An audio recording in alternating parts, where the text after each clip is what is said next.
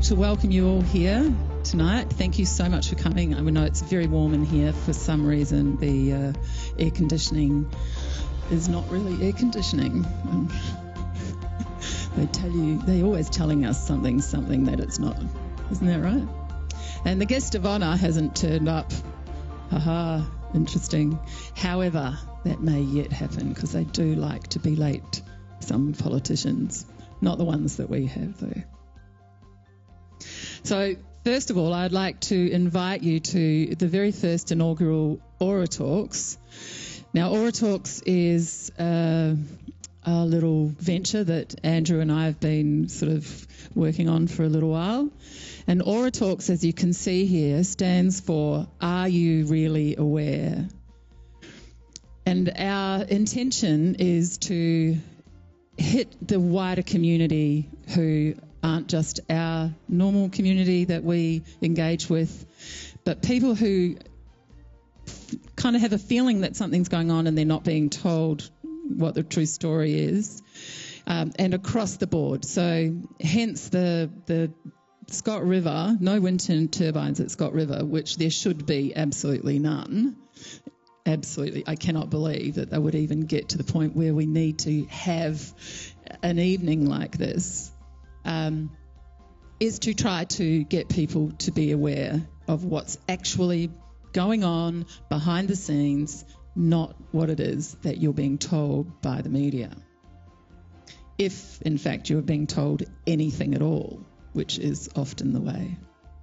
Anyway, so that's what Aura Talks is. We're hoping to move that on to cover various topics. So you'll see us popping up from now and then while we get ourselves kind of happening. So, yeah, I'm sure we'll see you again at an event. So thank you for coming to support this. Tonight, you're going to hear from three speakers, three very, very clever, informed and intelligent speakers. First of all, we have Nicol. We all love Alex, don't we? Because she's gorgeous and she's a whistleblower. We love her even more. So Alex will tell you her story. She's worked in federal parliament and she was in the energy sector, so she knows the ins and outs. Following Alex will be Scott Baxter. Now, Scott's the lead campaign organiser for the No Wind Turbines at Scott River.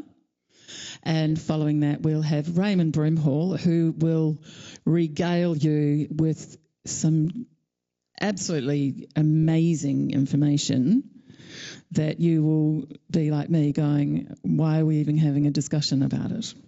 Anyway, I'm going to hand you over to Alex, and I'll be back to talk to you soon. Thank you. Thanks, Pip, and thanks everyone for coming tonight.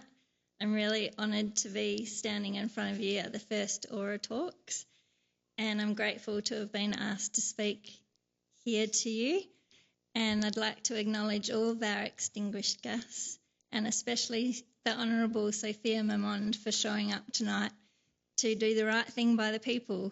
So I'm very grateful.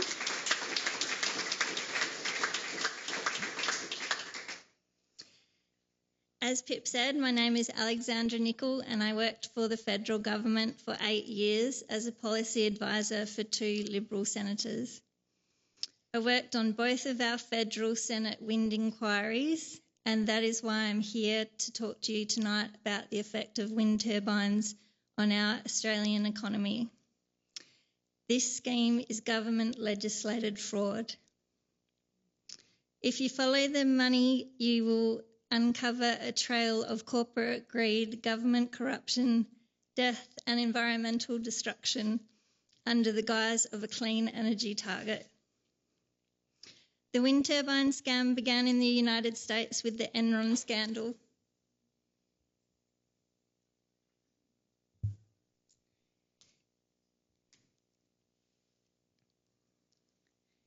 Enron were gaming the electricity market and laundering money with the help of intelligence agencies. It was America's biggest corporate collapse, and out of Enron came Babcock and Brown Wind, and Babcock and Brown Wind then became national power in South Australia and Infigen Energy in New South Wales and Victoria.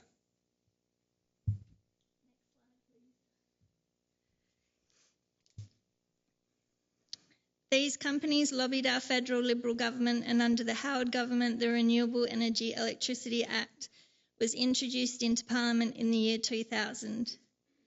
This scheme was devised by criminals, and it is deliberately complicated to ensure that the Australian public will not understand it.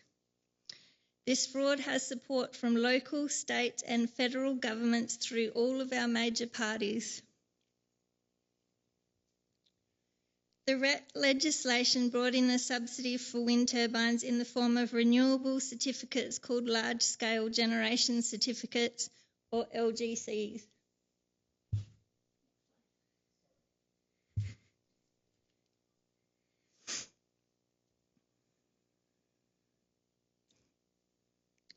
Energy retailers have to purchase these certificates or pay a penalty price. The cost of the subsidy is paid by electricity consumers. This is you in your electricity bills. The cost of the LGCs is currently $1.46 billion per year. This is 33,000 gigawatt hours times $45 per megawatt hour. Added to the cost of LGCs is the ongoing government support of renewables. The Clean Energy Finance Corporation comes in at $1.3 billion per year, and they just had another $2 billion added to their budget.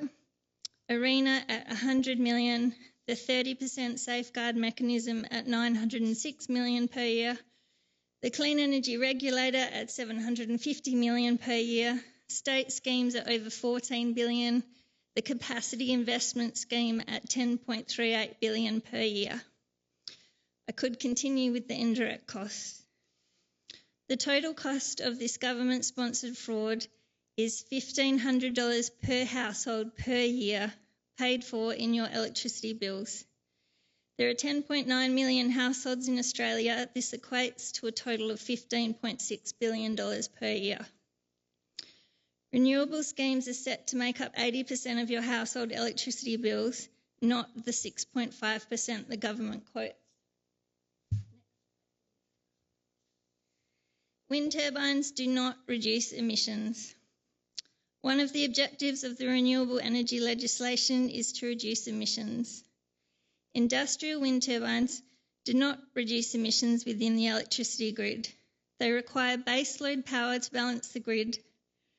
The electricity generated by wind turbines is intermittent and unreliable, and you cannot ramp the Collie Power Station up and down to balance the wind.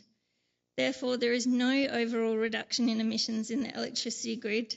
The same amount of coal has to be burnt. $15.6 billion is a lot of money to spend each year, subsidising a technology that does not reduce emissions and only works 2 days a week. I say they only work 2 days a week because the generation capacity factor of wind turbines is 28%, which is the equivalent of 2 days a week. You will be told that wind farms create thousands of jobs. The reality is wind turbines cause a net loss of jobs in the economy. With every green subsidised job created, there are 2.2 jobs lost. Usually once the wind farm is constructed, there is only 1 or 2 on-site jobs, basically just a site manager. The turbines are controlled via a remote desktop.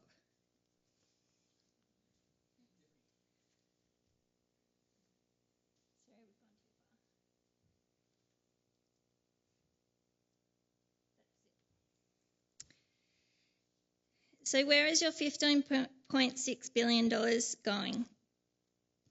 Most wind turbine companies are foreign owned, meaning that this government legislated subsidy is reaming the Australian economy and lining the pockets of foreign $2 shell companies. The proposed wind farm in Scott River is going to be state owned, which is a unique situation. But the question is, for how long will it be state owned? The company structure is Electricity Generation and Retail Corporation, trading as Synergy as a government trading enterprise. Then there is Synergy Renewable Energy Developments Proprietary Limited, Synergy Red, King Rock Wind Farm and Scott River Wind Farm as subsidiaries. Then there is Bright Energy Investments with CBAS, which is union funds, and DIF, which is the Dutch Infrastructure Fund, which is also listed as the holding company. And we've just found out that CBAS, the union funds, and DIF, the Dutch Infrastructure Fund, have sold their ownership in the Scott River Wind Farm to Enel, which is an Italian company, and Inpex, which is a Japanese company. So the question is, for how long would it be state-owned? Our state government has committed $4 billion to connecting wind to the grid and $3 billion to decarbonisation of the grid, and Synergy has $3.5 billion sitting in its accounts. This is a true David and Goliath situation. Synergy renewables do not care about your prime agricultural land, your farming, your view across the horizon, your health, tourism, fishing expeditions and surfing adventures. They do not care about your precious ecosystems and your rivers that may very well be destroyed by leaching acid sulfate soils during the construction. They only care about collecting your money, the subsidy which is paid by you in your electricity bills and legislated by the federal government. Landholder liability. Synergy will not buy your farms because they are aware that the landowner is liable for the damages from the turbines. This damage is noise nuisance to neighbours in the form of low-frequency noise, infrasound and seismic vibrations, which are accompanied by serious health effects. And Raymond actually knows more about me than this, so you'll be able to learn a lot more about it from him. The low-frequency noise and infrasound increase with the size of the turbines, and the ones planned for the Scott River are enormous. There is no safe setback distance. Host farmers are also liable for fire damage to neighbouring properties. The turbines catch fire when the brakes fail in high winds. Farmers are also liable for the decommissioning of the turbines at the end of their usable life, which is on average 15 years or less. The estimated cost of decommissioning is approximately $700,000 per turbine. The liability just isn't worth it.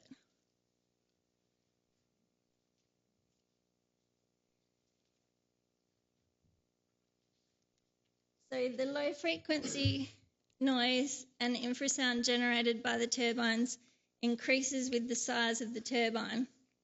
The original wind turbines in Albany were 600 kilowatts. So that's 0.6 of a megawatt. The ones operating there now are 1.8 to 2.3 megawatts. The turbines proposed for Scott River are 7 megawatts, which is more than 11 times the size of the original turbines in Albany. The reason that I bring this up is that the original Albany wind turbines have been used to pretend that there are no serious health effects. But when you look at the size of those original turbines compared to the turbines that they're planning for Scott River, there's a very clear difference. The serious health effects of living next to wind turbines are very well documented and have been known since the 1980s. The information has been significantly censored so that the green renewables narrative is not damaged.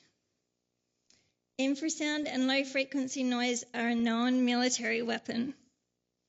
A very brave lady, Dr. Nina Pierpont, has written a book called Wind Turbine Syndrome, a report on a natural experiment. One of the things that needs to be talked about is the community benefit funds. This is a payment made by the developer, in this case Synergy, to the community. Community benefit schemes started about 15 years ago as the purchase of a new fire truck for the local fire brigade and the sponsoring of the local footy team. Then the Atherton Tablelands Council started being paid $200,000 per year. This yearly payment came with a gag clause on the community, which attempted to gag the community about speaking up about the effects. The payments have steadily increased, and the Northampton Shire is in negotiations regarding a community benefit fund of $1 million per gigawatt per year, totalling $6 million per year.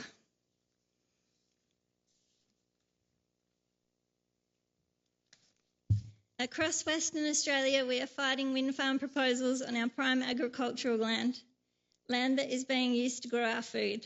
Forests that harbour our wildlife are under threat. Offshore wind turbines are planned for our pristine oceans throughout the state, from Esperance to Kalbarri. This is a national and international disgrace and must be stopped. And you guys are the team to help.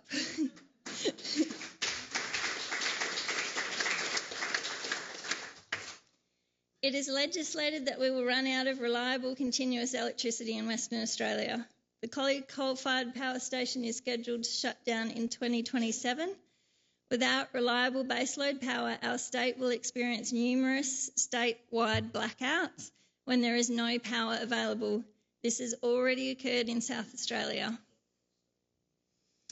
The construction of unreliable electricity infrastructure that will destabilise our electricity grid, owned by foreign companies, can be seen as an aggressive act to destabilise our beautiful country. So, just so that you understand the way that the electricity grid works, our electricity grid in WA is isolated, and it's called the South West Interconnected System. The Swiss has a maximum demand capacity of 4.5 to 5 gigawatts in total. As a comparison, the NEM, which is the electricity grid that connects Queensland, New South Wales, Victoria, Tasmania and South Australia, is 35 gigawatts. Something that the Labor government and the wind industry have failed to consider is that the West Australian population and our electricity grid is very small compared to the NEM or the electricity grids in Europe and the US. Currently in WA, we have well over 28 gigawatts of wind planned to be connected to our grid, which maxes out at 4.5 to 5 gigawatts. And that isn't including the 70 gigawatt Nullarbor monstrosity of 3,000 wind turbines, which is currently being referred under the EPBC Act. This is the ultimate parasitic event where there are so many parasites planned for our electricity grid that the host will die and we will have statewide blackouts and energy rationing. This is a list of the proposed wind farms. It's not complete, but it's what I've put together with my research. So obviously we're here tonight to discuss Scott River. We've also got King Rock, which is owned by Synergy. The Bellwether Wind Farm, which they're planning to put in Arthur River, Darkin and Wagen, is 400 turbines owned by Acciona, which is a Spanish company. They're a company that already have a proven track record of defrauding the Commonwealth. Then we have the Dardanine Wind Farm, which is 168 turbines in Williams.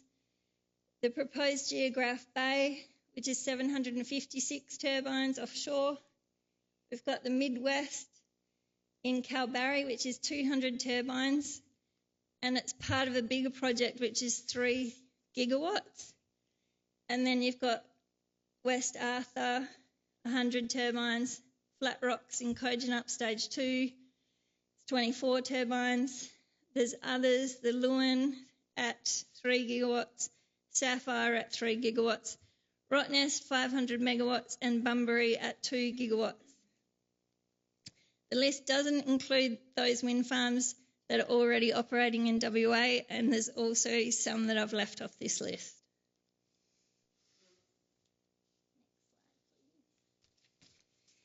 So for more information, the best thing to do is to watch Enron, the documentary, The Smartest Guys in the Room. It teaches you how this scheme started. And then Adam Schwab has written a book about the wind industry in Australia, so beginning with national power in South Australia, and up until 2011, which is when we had our first wind inquiry. There's also the Stop These Things website. That's got a lot of information on it. And then please support our community groups, Save Our Beloved Geograph Bay, No Wind Turbine Scott River, and Keep Kalbarri Beautiful. Wind turbines are just big washing machines for laundering your money to foreign interests, and this scheme is sponsored by our government. It's time to stop this scam from continuing. It is time to stand up and say no, not on our watch. We will blockade our roads and we will chase these scammers out of our hometowns. This fraud stops now.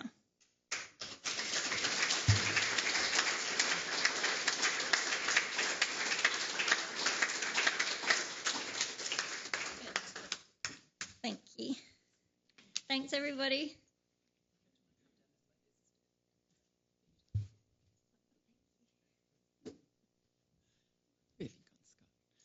Oh, big hand for Alex. How amazing was that? That's a lot of work gone into putting that presentation together for her. Those of you who don't know about Enron we've fined multi-millions of dollars for defrauding the American government over this quite a long time ago. But they're still in the business. How's that? They just split up into smaller groups and go further afield. I think they're still involved quite heavily. That documentary, if you get the name of that, is a great documentary to watch. Next up, we've got Scott Baxter. Now, Scott has been heading this campaign for 2 years. For 2 years, they've been trying to stop wind turbines down at Augusta. Now, how many people down there do you think really, really know? Definitely not enough. So media has a huge position in that. They don't want to tell you really what's going on. They'd rather make you think that it's all going to be good and it's all going to be green and clean and move you into the future of, transhumanism, and it's going to be great. We'll have flying cars and everything will be bright and shiny. Well, it's definitely not happening. And after you listen to Scott, because Scott has property down in the Scott River region, and he can tell you exactly what will happen to that area, the ecology, the environment, the animals, the bird life, the people. So welcome, Scott. That was a bit serious, wasn't it? Everyone was like going, oh. Scott also down the end, he has some T-shirts and stickers and hats. So let's support the No Wind Turbines at Scott River. Scott Baxter. Thanks, Pip. Hi, everybody. Thanks for coming tonight. My name's Scott Baxter, and I'm one of the campaign coordinators for No Wind Turbine Scott River. My family and I, we're beef cattle farmers, and we own a property at the Scott River that's been earmarked for a 30 turbine project right next door to our family farm. The developer, Synergy Red, approached us back in February 2 years ago to host wind turbines. And their initial conversation started off at 16 turbines and then it grew to 30, and I just never felt comfortable dealing with them from the start. So I lost trust in the process, and now I'm on the other side of the fence.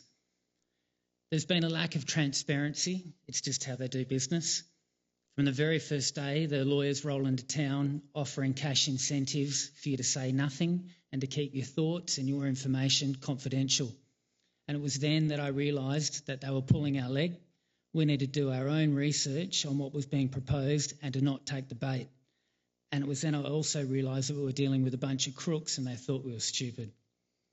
It's happening right across the country right now with energy developers eyeing off prime land and sea assets for this rushed approach to meet energy and emissions targets by 2030. There really needs to be more consideration about the long-term negative impacts these giant turbines will bring to our community and to our environment. Our region at the Scott River area is not just any rural land. It's surrounded by a biodiversity hotspot, and this means that it's home to a diverse range of flora and fauna that are dependent on the unique ecological conditions that we have at the Scott. The proposed wind turbines threaten to disrupt this delicate balance and potentially leading to irreversible damage to the environment. And it's not just a mere possibility, but it's a serious risk based on evidence from similar industrialised projects nearby. Realistically, the block sizes are too small at the Scott River, I believe, to safely host an industrial wind energy project of this size and scale. And to paint you a picture, the wind turbines proposed for the Scott River will be unprecedented, and they will be the largest land-based turbines in the Southern Hemisphere at 260 metres high, with a 7 megawatt hub on the top, like Alex has mentioned. 260 metres is the same size as the tallest skyscraper in the Perth city skyline right now, the BHP building. So that'll be 30 of those skyscrapers that'll be towering over our farm 365 days of the year. And the closest turbines will be less than a couple of 100 metres from our boundary. We won't be able to distance ourselves safely from the giant turbines if they're placed on direct adjoining land. WA has adapted renewable energy policies from other states and territories with little consideration for prime agricultural land and protecting the future generations to ensure that we can continue to feed those people of the future and protect neighbours and the community from inappropriate industrial projects in sensitive areas like the Scott River. We've just been approved by the Shire of Margaret River to build our family home on the block, but we have our reservations now with this industrial project less than a kilometre from our boundary. Western Australia really is the Wild West when it comes to governing the wind industry, and our state is severely lacking in policy and guidelines to protect neighbouring landowners' rights, their health and their safety from wind turbines, or wind factories really. I've spoken to a number of landowners that are unfortunately living next to 250 metre high turbines in Kojana, which is the Flat Rocks project that Alex has spoken about before. They're up for stage 2 now. That's owned by the Water Corporation as part of their desalination plans for the state. And one landowner has shared their experience living next to these monstrosities, and I'll just read a little snippet from her statement. She says, I've been asked to write this letter to comment on what it is like living next door to the Flat Rocks wind farm. And for context, we had very little, in fact, practically no consultation about the approval of the wind farm. I'd also like to let you know that even though I was a little bit concerned about the placement of the wind turbines, once I was assured personally by the developer that there would be little or no noise, I let my guard down and I hoped for the best. Now the wind farm is built, we have 4 turbines within 3 kilometres, with the closest being approximately 1.3 kilometres away. We can see almost all the wind turbines from our property as we're on a hill. The truth is that they do make noise, and there is the engine noise, and there's the whooshing noise, and there's the vibrating noise, and this noise interrupts our sleep. It makes it hard to go to sleep, and it wakes us up extremely early. It rings in our ears, and it causes headaches. This is not all the time, but it's a lot of the time that they are running, and the wind direction seems to make a difference to the engine and the whooshing noise. The vibrating noise does not seem to be affected by wind direction. They seem to run them mainly at night time. I've requested a night curfew from 7 p.m. to 7 a.m. so we can at least get a good night's sleep, and the request has fallen on deaf ears. Another neighbour to this project has told us that their house actually vibrates when the turbines are in operation, and this is one of the effects from the ultrasonic pulsations emitted from the turbines. The house in turn becomes a point of resonance, and it amplifies the pulsations and the vibrations. One common thread when speaking to landowners about their experience living adjacent to wind turbines is that their lives have been disrupted like they could never have imagined. It's heartbreaking listening to their stories with a tear in their eye, explaining their constant sleepless nights and subsequent health effects. Our concerns around health and safe distances aren't being taken seriously by the developer at the Scott River, by Synergy. In fact, they've been very disrespectful, stating in news reports that we should calm the farm, and we have valid and serious concerns about the industrial mega project next door, and we will calm the farm, as they have put it, when they start to provide solid answers to our questions. They really need to show that they can contain all noise and disturbance within the project boundary and not use neighbouring land or our land as a buffer for their industrial activities. It's a very real proposition that the neighbourhood will have to put up with the noise, the shadow flicker, the loss of value in land for the next 60 years of these contracts that are in place. Synergy's claiming it's safe to run livestock under the turbines. Raymond will cover a little bit more on this a little bit later, but yeah, international studies have shown that there's serious health effects for our livestock with deformities like joint defects, eyesight issues, miscarriage, and yeah, there's a long list. It's been shown that some livestock actually die from the stress, from the lack of sleep, as they just simply can't rest with the noise and the disturbance from the wind turbines. A German study has found the pulsing acoustic vibration from a wind factory infrasound 20 kilometres out from the turbines. It's something to consider for residents living in Augusta, Carradale and Kadarup, which are just over 10 kilometres from the proposal. You've got Malloy Island, Nillup, Warner Glen, Alexander Bridge, and they're directly in the firing line at just under 6 kilometres from the wind factory. I've been researching the health effects for the turbines for some time now, and from independent sources, unbiased from the government spin and the narrative, and I've got real concerns about what this project will present for the wider community. And just think what it's going to do to the wildlife that call this place home.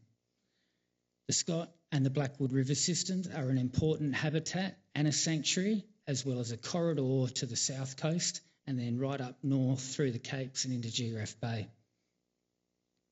It's become apparent that the developer had only contacted potential host landowners a long way into the feasibility of the project, with many neighbouring landowners, some less than 2 kilometres from the project, not notified or contacted by Synergy Red until they inquired themselves through word on the grapevine.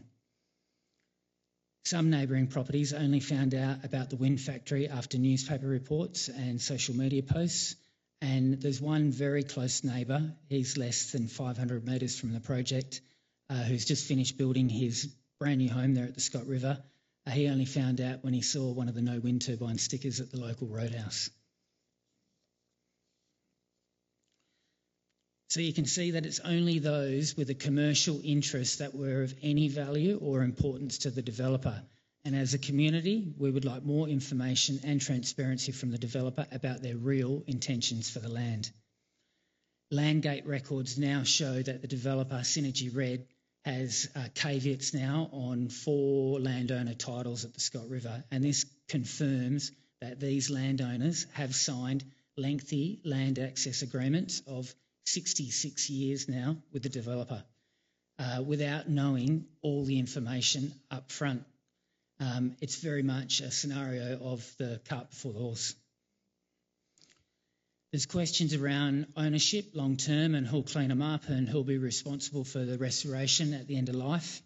There's an 80% investment interest here via DIF Capital and CBUS, which Alex has just mentioned earlier. They've just sold that off in news reports today to an Italian mob and a Japanese company.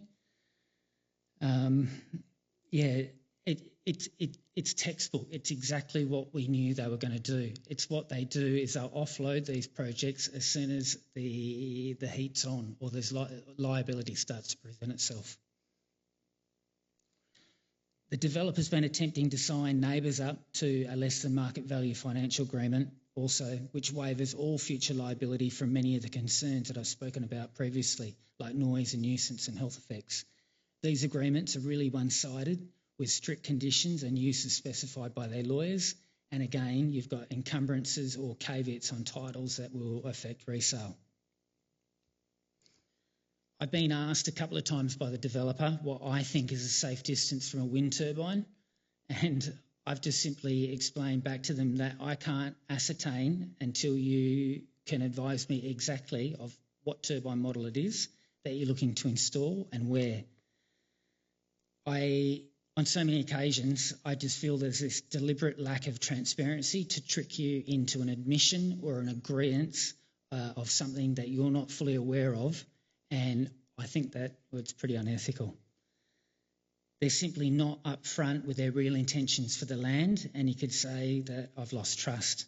How are we to make long-term decisions about business and lifestyle without being presented with all the facts first? Hydrology, bird surveys, environmental reports, noise modelling, acoustic reports, they all should be presented in the first instance before any landowner or any host is lured into a 66-year land access agreement.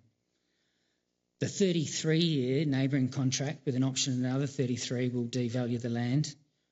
Resale values will be greatly reduced, and it'll ensure that it's impossible for the farmer to live or work on these neighbouring properties that are shadowed by these giant turbines in the future. With some of the restrictions on land use for hosts and neighbours, like you can't build a house, you can't plant trees, you can't make improvements to your property, like building a farm shed, and these are all things that come with life living on the land. Contamination of the farmland and the waterways is a serious concern for residents. The 100-metre-long blades of the wind turbine erode during operation, and this leading-edge erosion spreads microplastics over great distances. The particles eroded from the blades include epoxy, which is 40% BPA. It's a frequently banned endocrine disruptor and neurotoxin. And residents were concerned for our health and for our livestock's health, living so close to a facility that could potentially contaminate our land forever. Wind turbine contamination can have major ecological, health and economic consequences. The wind industry is self-regulated, and there are currently the wind industry is self-regulated, and there are currently no state government policies in place to protect people's health, pollution or the environment. But I have been chatting with Raymond earlier today, and I'm feeling a whole lot more confident about how we can start to turn this stuff around. Yeah. Yeah. In addition to the microfibre shedding, there's also oil leaks and fire. Alex touched a little bit on this before, but industrial wind turbines will increase the fire risk to Augusta, Scott River, Malloy Island, East Augusta, Carradale, Alexander Bridge, Warner Glen and Kadarup communities with no aerial and limited ground support around the industrial site. This is due to the no-fly zone above the wind turbine facility. Firefighters are already restricted at a ground level due to the high-value ecological communities that are protected federally under the EPBC Act that exist in the neighbourhood. Ground crews and fire trucks are restricted on sensitive sites surrounding the wind farm proposal. So this puts our community and our assets at a heightened risk from bushfires with no aerial support and limited ground support around the proposed wind factory. Industrial wind turbines disperse highly toxic compounds onto the ground and into the air during these catastrophic failures. I've got a real concern for the community and livestock living so close to a project like this. There's a new report out from a highly acclaimed professor, Ivan Kennedy, from the University of Sydney, and he says that turbulent wind farm wakes have a great effect on the regional environment, they do have a greater effect on the regional environment than previously imagined. We are seeing a drying soil and vegetation in consequence to the release of thermal heat and potentially increasing fire risk. The Scott River district is known for its high ecological value, and the entire project sits inside the sensitive Scott River ecological community, protected federally under the EPBC Act of 1999. There's 26 species of fauna listed as threatened, priority or under protection that occur within the Scott River catchment. We've got the river rat, the pygmy possum, rare frogs, rare orchids, the swans, the black cockatoo, just to name a few, that all use this site as habitat and a corridor to the Scott and the Blackwood River system. And some of these animals and plants are endemic, only found at the Scott River, and you don't need to be a zoologist or a doctor to understand the impacts that these wind turbines will have on the wildlife and the people living there. There's a real probable risk too of acid sulphate soils being created during and after the construction of the enormous wind turbines, and what this will present to the sensitive waterways of the Scott and Blackwood River, neighbouring farmland, and then out into Flinders Bay. It's been proven 20 odd years ago with a failed Bairn-up mineral sand mine that sits adjacent to the site. BHP could not contain the toxic reaction in the soil when they disturbed the soil below a certain depth. The environmental disaster cost the mining company $800 million to clean it up, and it's still under ongoing rehabilitation and monitoring to ensure the toxic sulphuric acid and heavy metals and arsenic do not leach into the nearby Scott River. The modern wind turbine requires substantial footings of 10 metres plus and extensive underground cabling to connect to the grid.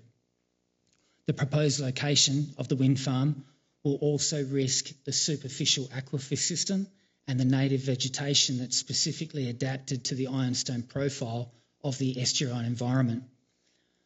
Wind turbine foundations on this known high-risk acid sulphate soil site at the Scott River is a disaster waiting to happen. To quote our Shire President, Julia Meldrum, from the Shire of Augusta Market River, after a recent court case in relation to a serious breach of the environment at the Scott River, our beautiful natural environment is a major part of what makes our Shire a special place, and preserving and protecting that biodiversity that we've got is really important to our community. And there was a plant that got the Shire all fired up about protecting it down there, and it's the round leaf honeysuckle. It's officially known as the Lambertia orbifolia, and it's on the Australian Government's endangered species list. And the Scott River is just one of a few locations where it can be found anywhere in Australia. So I'd like to second that motion from the Augusta Market River Shire President, and also say that our environmental laws are in place to protect unique places of high ecological value. And the southwest corner of WA is one of only 34 biodiverse hotspots worldwide. The Scott River is protected federally under the EPBC Act for its ecological communities, rare flora and fauna. And if we're to take on board the protection policies that we have in place to protect the environment, you would think that a project of this size and scale would not have a chance of being passed by the Shire or the EPA or the state. But it's clear that developers and international investors have little regard. It's simply all about the dollars and no sense. I'd really like to see state and federal government shaping new revised policy around the wind and solar industry to protect neighbouring landowners, prime agricultural land and biodiversity. The Renewable Energy Act of 2000 should be scrapped. It's a playbook written by the wind industry for the wind industry. And I'm all for property rights and people doing what they like on their land, but when it affects so many people and wildlife within a 30-kilometre radius and probably greater, it ultimately changes the fabric of our community and the environment. And I've got concerns about the so-called green energy rollout and the locations that developers are eyeing off for a quick dollar to capitalise on the so-called climate emergency. The Scott River is just one of a number of projects that international investors are looking to implement in the coming years, and it's important that we share the real stories that the mainstream media are not covering and push back against this nonsense. It's really hard to get it out there into the big wide world. It's been wonderful to see the likes of Peter Credlin and her colleagues at Sky. They're just one in sort of mainstream media that have been getting behind rural Australia and this is the time when we need them most. If you'd like to help in any way, or you've got any specialised expertise in large-scale developments like this one, we would definitely welcome your assistance. You can reach out to me here tonight or touch base via our Facebook page. I've got a petition up there on the desk that we'll be presenting to the Shire President and to Parliament in the coming weeks. And, we'd really appreciate your support with that one. We've nearly got 1,000 signatures in just over a month of campaigning on that one. So, thank you to everybody that has signed. Thanks for coming tonight. Taking that next step, I think, in understanding why the Scott River should be protected for future generations. It's truly a beautiful and unique location, and we're going to do all we can to keep it wild and to keep those bastards honest.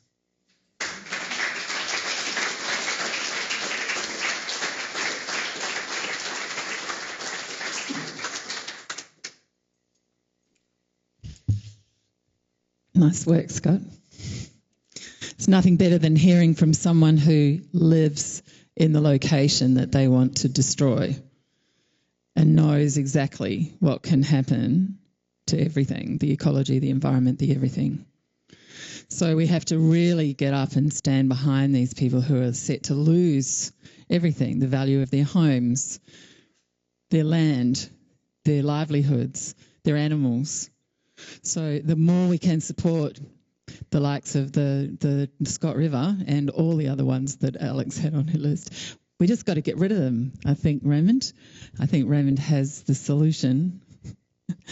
I can't understand how come the solution already has happened with the Turbine wind farm project that Raymond managed to absolutely stop completely. The 200 wind turbines to nothing, right through to the environmental minister, and she's the one who shut it down, and it was all because of Raymond. So if that can happen over there, that can happen here in every way. Down where you guys are, down where you guys, we're luckily already now. And we're going to do this down here at Scott River. So I just want to say we're going to listen to Raymond. Raymond has a lot to talk to us about. Then we're going to have a little break and there'll be some refreshments, some cold drinks and what have you. Then we are going to have a panel discussion, and any questions that you want to ask, you can put at that time. We're going to work out how we're going to do that. Maybe we're going to get you to write them down and give them to me, and we'll pass them on that way. Sometimes it can get a little bit unruly with people wanting to ask questions, and we don't often, well, it can end up that we don't end up hearing the answer to the question. So we want to try to keep it pretty easy and manageable when it comes to the questions. So again, if anybody would like some water, we can grab some water out of the kitchen, and if you're hot, cool you down a little bit. So I'm going to move this so that you can sit, unless you want to stand here and lean on the podium. It's on wheels, might fall forward. You can't lean too hard. Would you like to sit? You'll just move around? All right, I'm going to leave you to it. Do you want me to move this out of the way for you? You're all right, okay. I'm going to hand you over to Raymond Broomhall, the man who took down the Queensland government with the Turbine wind farm. Thank you. Thank you very much. Thank you. It's a real pleasure to be here, and it's only because of community involvement that actually stops these things. So what I'm about to explain to you is pretty much how I stopped Turbine, with obviously other people involved and the community involved, politicians, the whole bit. So it was a really concerted effort. So I guess the best way to explain is I'm going to explain stuff to you that you've probably never heard of before. And you'll hear the mainstream protests, or I guess you could say the mainstream ways of trying to fight this, and you'll find that, particularly with Scott River, and the same with the Turbine project, which was a 200 turbine project. It went, but I'll explain it a bit further as we go further. But that particular development had already been approved by the Queensland government, the state government, and under the EPBC Act, it had to be approved then by the minister because there are environmental values that were attached to it that were of federal concern. So the issue here was all the objectives, everybody went to and gave all this information. A feasibility study was done by the developer based on those objections. But I was a bit of a strategist and I sat back and just didn't say anything until the right moment. Because once they got approved, they then had to pass it to the Federal Environment Minister for approval under the EBC. Now, the issue was that it then had, the minister then would approve it and say, right, well, we've got a draft PER, which is called a Public Environment Report, and that Public Environment Report then had to be given public consultation, and she would release it and then ask the developer to put it out there for public comment and public discussion. And so that meant that we could make submissions on their feasibility studies, on everything that they provided to the state government for their original approval, which wasn't available to everyone at the start. That gave me the opportunity to pull it to pieces, put in a very detailed advice, a legal advice in regards to it. That was then submitted. They had to go back, the developers had to go back to the drawing board to try and address the issues that I raised. And not only me, but there are others that were involved in it. Now, the issue was that they said, all right, well, and we had concerns with health issues, particularly with the Ravenshoe community, which is very close. There was sort of a gag order, which Alex talked about the $200,000 that was given to the Atherton Council. Well, this particular development is in the Atherton area in North Queensland. So there was a bit of I guess you could say we reduced it from 200, it then went down to 95, then 86, then 42, then 0. So I'll explain how that all worked and how we did it. And so we'll start. So we might go to the next screen. This is me. I'm a barrister at law and I work at, that's my chambers. It's called the Michael Kirby Chambers. And I specialise in electromagnetic radiation law. So that's really what I do. And I'll go to the next slide. I have to do our traditional acknowledgement, if that's all right. We'll go to the next one, thank you. Okay, so what's this all about? Well, the strategy is to get bureaucrats to do their job. That's it. So the real success of Turbine is to get the bureaucrats to do their duty, to do what they're supposed to do. So let's go to the next one. And this is a typical bureaucrat, which I think everybody is probably, and that's the impression we all have about a bureaucrat. Okay, we'll go to the next one. But that's the bit I love. But by doing that, when they've stuck their heads in the sand, their butts are exposed. And my job is to kick their butt. And that's pretty much how it works. All right, so what can be done to fix it? Well, let's get into it. Okay. That's exactly what I was talking about. So really my strategy is this. I put together material in my advice, which is an expert advice. It's a legal advice, which is presented to various decision makers. And they're technically being put on notice by my advice. And they have to consider it in making their decisions. If they fail to consider the advice that I've given, there are legal ramifications that apply to it. And that's how I use it to get the bureaucrats to do their job. All right, let's keep going. Now, this is something that's very personal to me. And this is a typical example of how you can make bureaucrats do the job. Now, this is a very personal thing where I was on 60 Minutes. And my niece had been murdered by somebody in North Queensland, and you've probably heard of her. Her name's Toya Cordingley, and she was walking her dog on the beach and someone came out and murdered her. And the police are saying the main suspect is a guy called Randwar Singh, who's an Indian fellow. And they were talking about, hoo-ha about getting him extradited to Australia.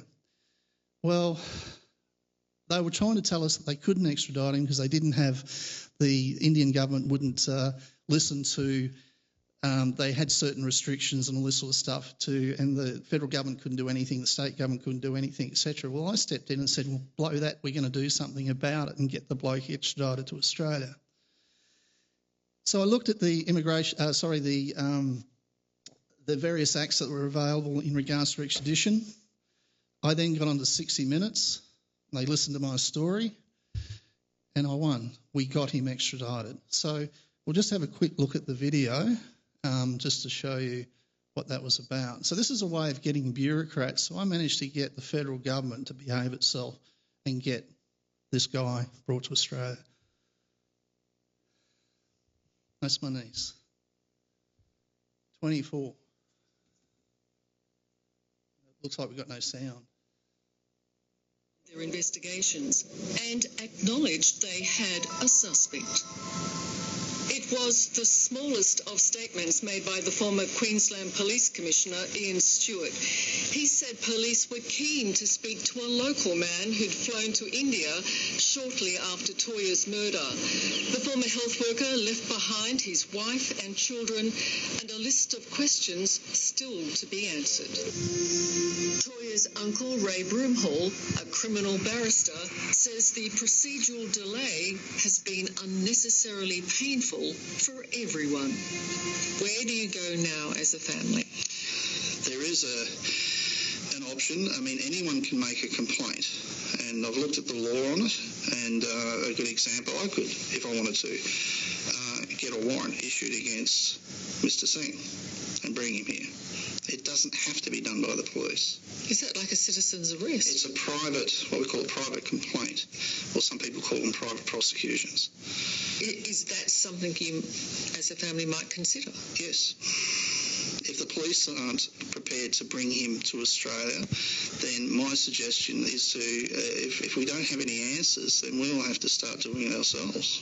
This is a crime that absolutely unsettled and disturbed a community, but for a family, how do you put it back together?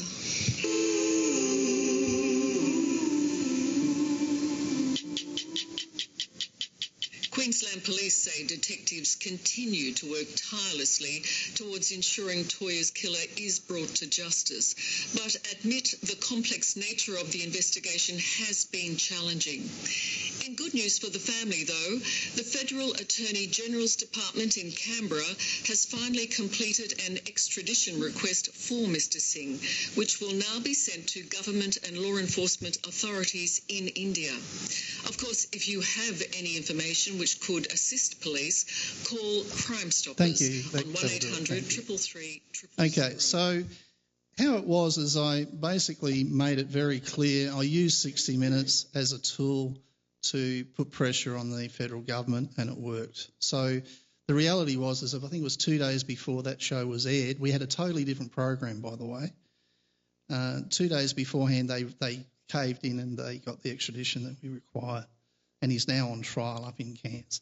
So there you go. So it's how it works. It's knowing how the system works, know how to push the right buttons to make bureaucrats do their job, and that's exactly what we're going to do as far as Scott River is concerned. Okay.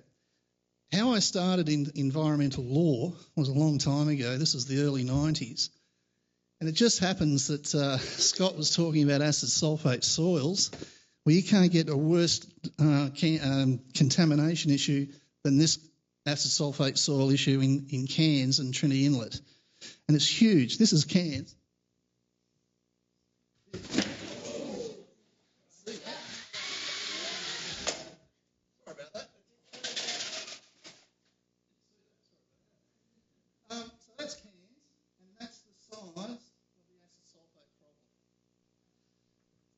Absolutely huge. It's called the East Trinity Development. Now, in my early days, I was like you guys.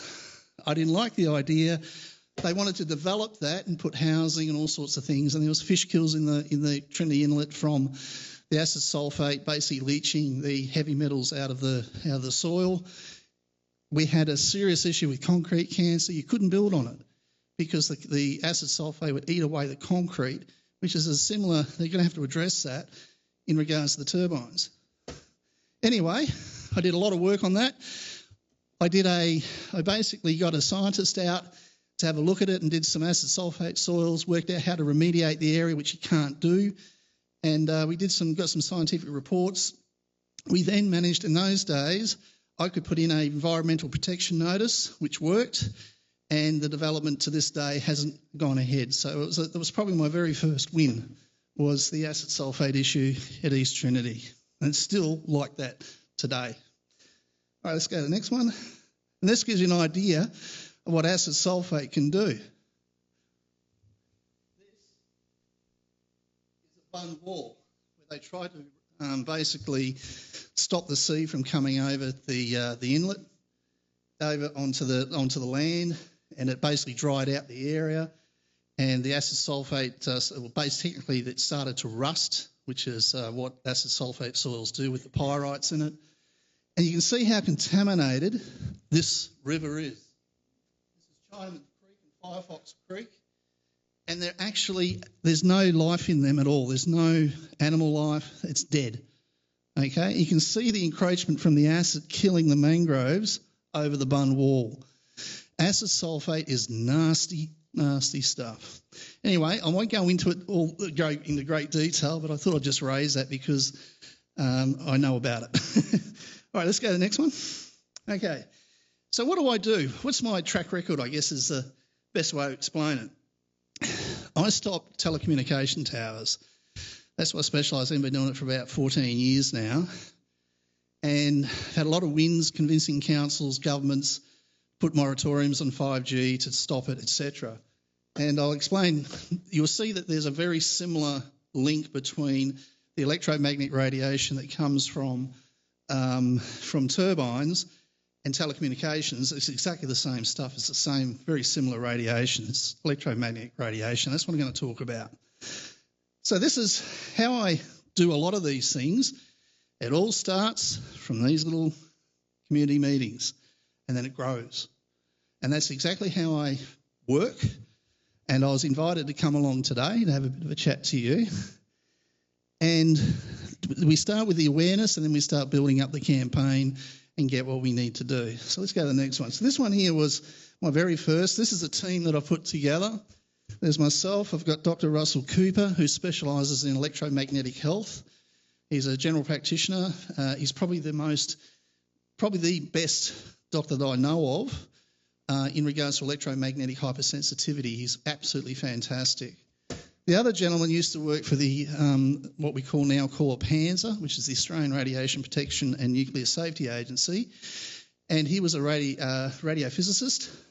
Well, he is one, and he basically saw the light and realised that there's something wrong.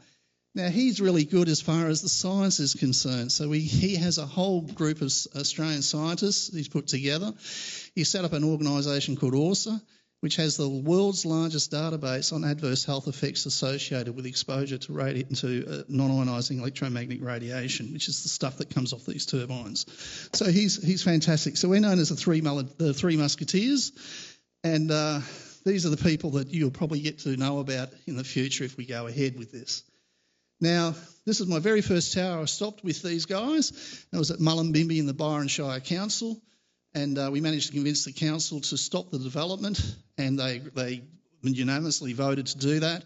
But they also put a 5G moratorium on the entire Shire for any more 5G development. So we'll just go to the next one. And there we go. Everyone's happy. We're out the front.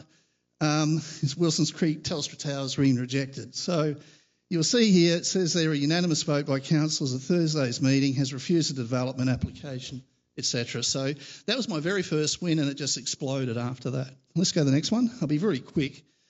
So that's the same thing. Go to the next one. Okay, same thing again. This is the actual meeting from the council. They're all voting on it. There's a video on it, but I won't bore you with that now. We'll go to the next one. This one was in New South Wales, and there were three different things there. There was Sutherland, Southern Shire Council, there was 3 areas. There was Lipili, Karela and Engadine.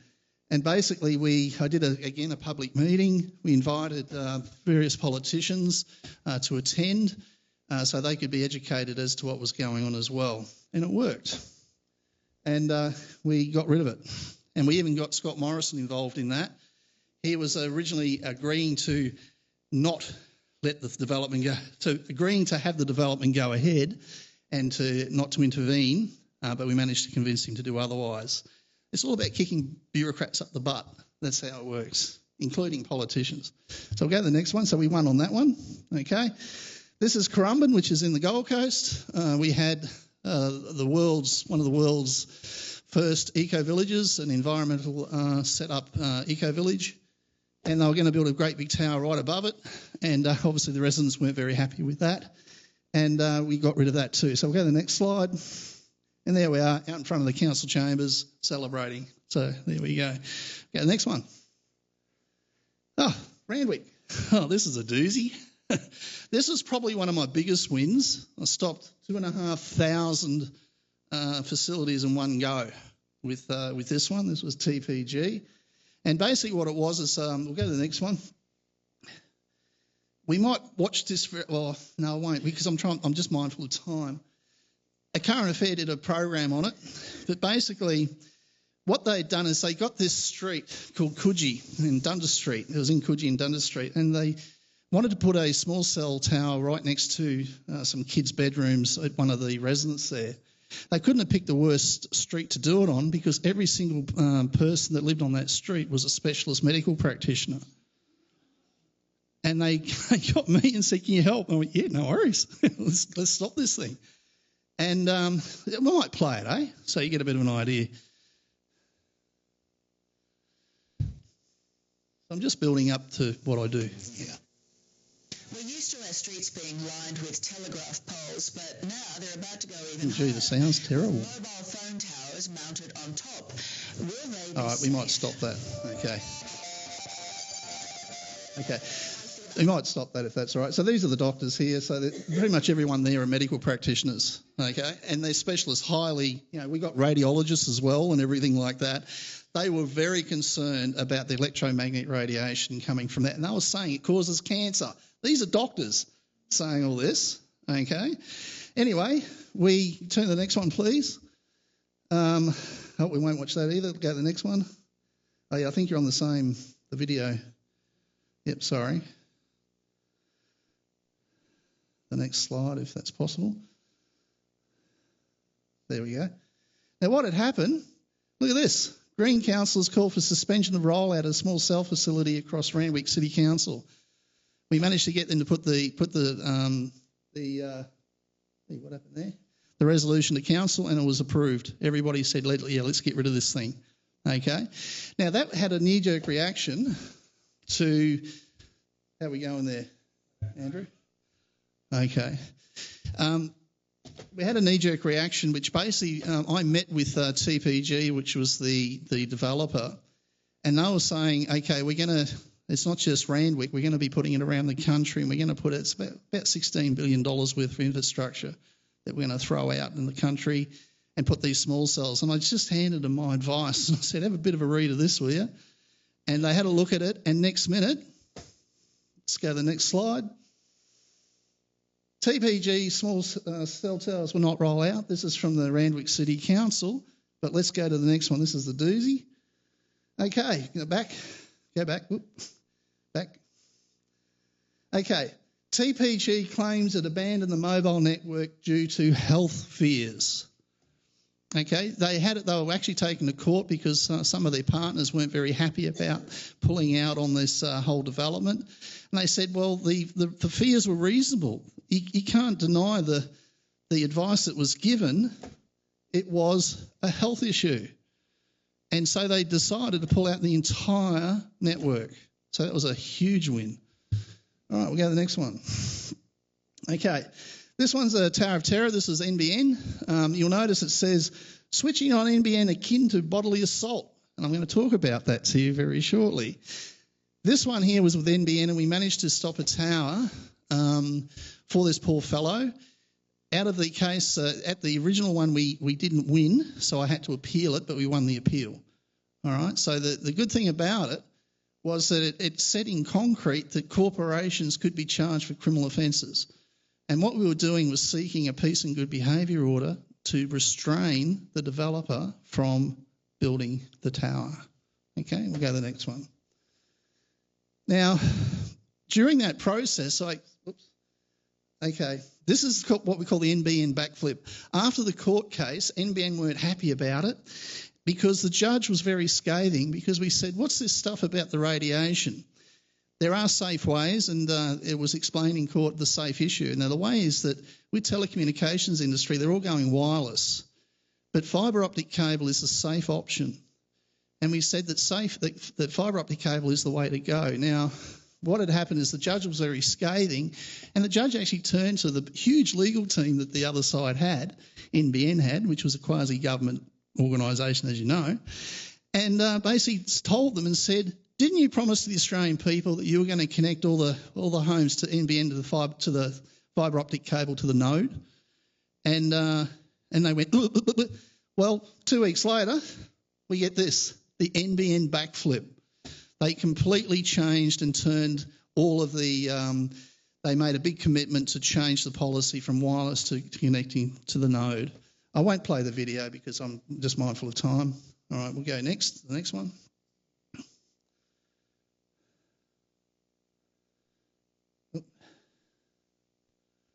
Sorry, Andrew. Okay, so now we get on to Chilumban.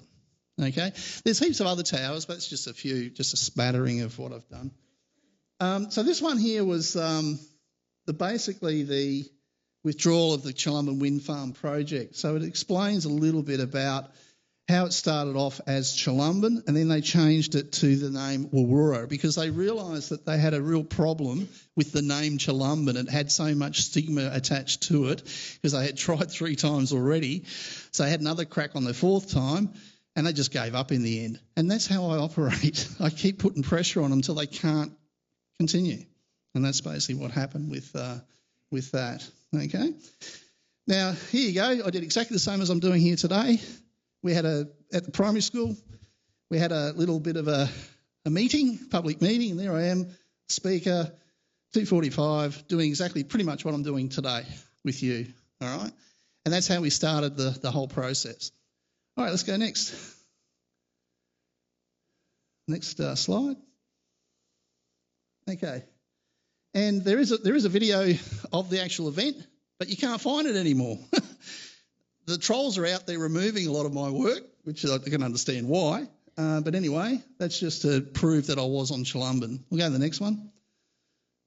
Okay. Now, this is it. So it's just explaining that the wind farm was withdrawn. Okay. But that gives you an idea of the size. So let's keep going. Let's have a look at how big these things are. We'll keep going. Keep going. I'm sorry. There we go. This is a 260 metre, but remember that the Scott River is 250 metres high. Look at the size comparison when you look at the Big Ben in London. That's the London Eye, and you know how big that is. And the other one's the Eiffel Tower. That gives you an idea of the size of these things. They're massive. Don't think that when you see them in the photographs, they do not look that big, but they are huge. Let's go to the next one. That gives you an idea of the size of the Eiffel Tower in Paris. So that gives you an indication of just how big these things actually are. Okay, we'll go to the next one. There's the London Eye. The tower is 2 times higher than that. So that gives you an idea. And just think of the blades, probably equivalent to the entire eye. It's huge, okay? Do you think this is going to have a visual impact? Do you think on Augusta they're going to see these big towers everywhere? Let's keep going. Okay, and that gives you a bit of perspective of what the eye looks like compared to Big Ben. So imagine, something twice as high as that. All right, let's keep going. Okay, so I just mentioned about public environment reports. Now, this is the strategy. Now, I've already sort of explained it to you how it works, so I don't think I need to go any further with that. So we'll go to the next one. Okay, and this is no different. You'll see it's the Environment Protection and Biodiversity Conservation Act. That's what the Act actually is, and it's a federal act. And it needs to be assessed by the federal government through what's called a Public Environment Report. And a draft Public Environment Report in Turbines' case was submitted and accepted, and then it was made available for the public to make submissions. And the beautiful thing about this is that when you make submissions, it's officially on the record. The developers have to address it in their response back to the minister. So whatever I raise in the submissions, it has to come to them. So what I did is I hit the poor developers with stuff that they didn't even know about, and they couldn't address the issues, and that's why they were having so much difficulty with the whole development. So let's keep going. Okay, we don't need to go to that. That's just the legislation on it, and we don't need to see that either. Okay, so let's talk about electromagnetic radiation now and how this affects the environment, how it affects you and I, etc. So we have a protection agency in Australia, the Federal Protection Agency called a PANZA. Federal, we're now getting the federal sphere. Does that make sense? Out of the state? All right. So let's have a look at what these guys do. Okay, can we play the video on that one, mate? Thanks, Andrew. This is the CEO of a PANZA.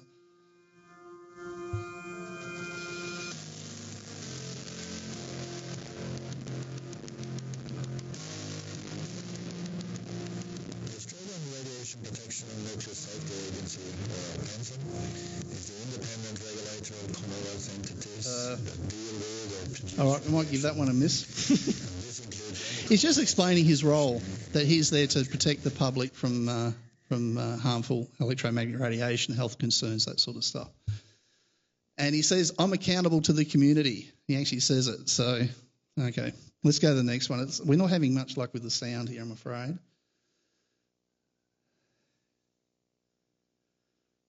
Okay.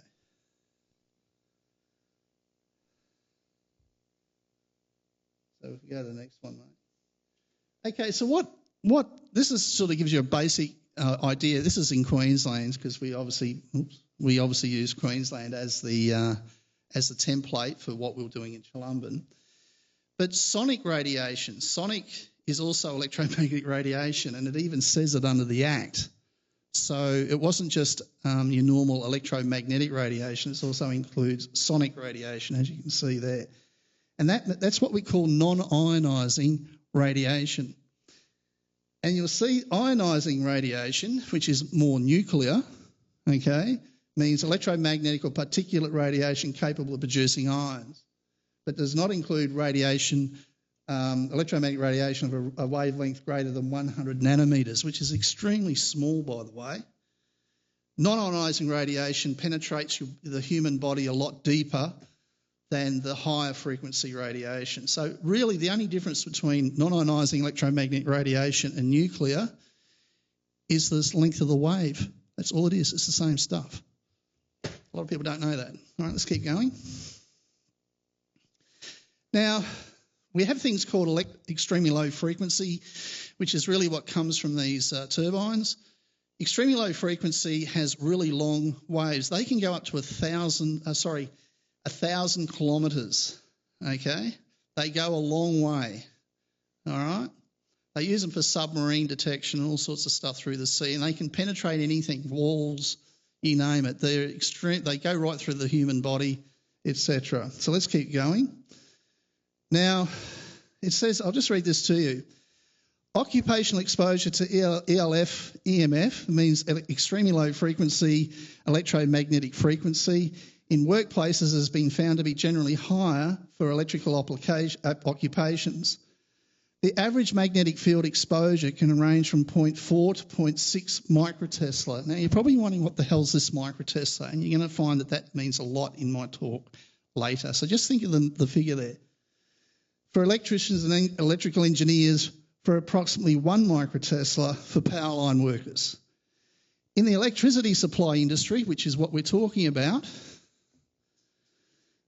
workers may be exposed to magnetic fields which can exceed 2,000 microtesla, and electric fields up to 30 kilovolts. That's 30,000 volts, okay, per metre, all right? And workers in some non-electrical occupations can also be exposed to elevated EMF. For example, welders, railway engine drivers, sewing machine operators can be exposed to magnetic fields above 3 microtesla. Now, you're probably wondering, what does all this mean? Let's keep going. The penny will drop. Okay. Can we play this? Hopefully the sound will work on this one. This is about power lines, what Apanza says about power lines.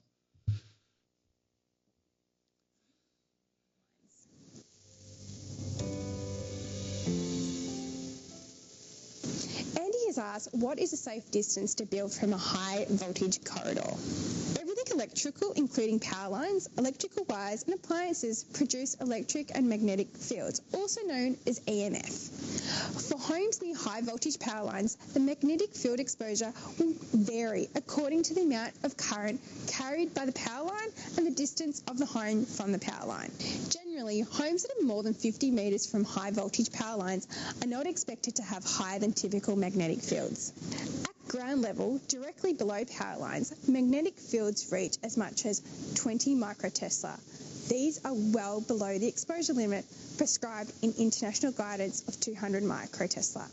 Current research has not been able to confirm a link between magnetic fields and childhood leukemia or any other health effects. However, research is continuing. If you're curious about levels in and around your home, Apanza does have meters available for hire for measuring magnetic fields. Go to our services on the Apanza website for more information. Okay, so the critical information there was she was saying that the safety standard is 200 microtesla. The big one there is she mentioned childhood leukemia. Why did she do that? Because they were trying to spin doctor it that there is no issue with it. Well, I can tell you now there is a huge issue with childhood lymphatic leukemia associated with exposure to any level above 0.3 of a microtesla, not 200 like they're trying to say. And she even admitted that under power lines, it's how many microtesla? 20. And they should know what I'm about to tell you right now. Let's keep going. Okay, so go back, whoop, go back, whoop. Where were we? Sorry, Andrew. There we go, whoop, go. After that one, mate, there we go. All right, now, it's a bit hard to read here, but basically the World Health Organization, this is on there right now, okay? It talks about short-term effects and it talks about long-term effects, okay? What sort of radiation are you going to get from these wind farms? Are they going to be short-term, as in 6-minute increments, or is it going to be permanent every hour of the day? That's what you've got to consider. So let's have a look at this. Short-term, they're saying 100 microtesla, but yet our Protection Nuclear Safety Agency is saying 200. We've got a problem here. Then we go into the long-term effects. If you have a look at it, this is what it says here. I'll read that out to you. It says, the top bit there says that in 2002, the International Agency for Research on Cancer declared to the world that non-ionising electromagnetic radiation is a Class 2B possible carcinogen. Okay? And in the same paragraph, they said this classification was based on pooled analysis of epidemiological studies demonstrating consistent pattern of twofold increase in childhood leukemia associated with average exposure to residential power frequency magnetic field above 0.3 to 0.4 of a microtesla. Okay? The task group concluded that additional studies since then do not alter the status of this classification. We've got a problem. Let's keep going. Okay, so the World Health Organization basically is telling us that children long-term should not be exposed to a magnetic field of over 0.3 of a microtesla. So what about from power lines and wind turbines? What sort of magnetic field do they throw out in the microtesla world?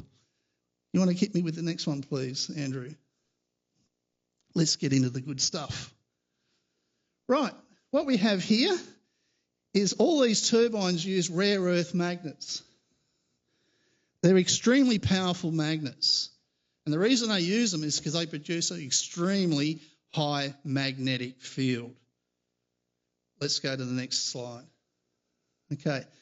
Now, the magnets that they're using in these towers are grade N42 magnets that have a BR of 13,200 Gauss.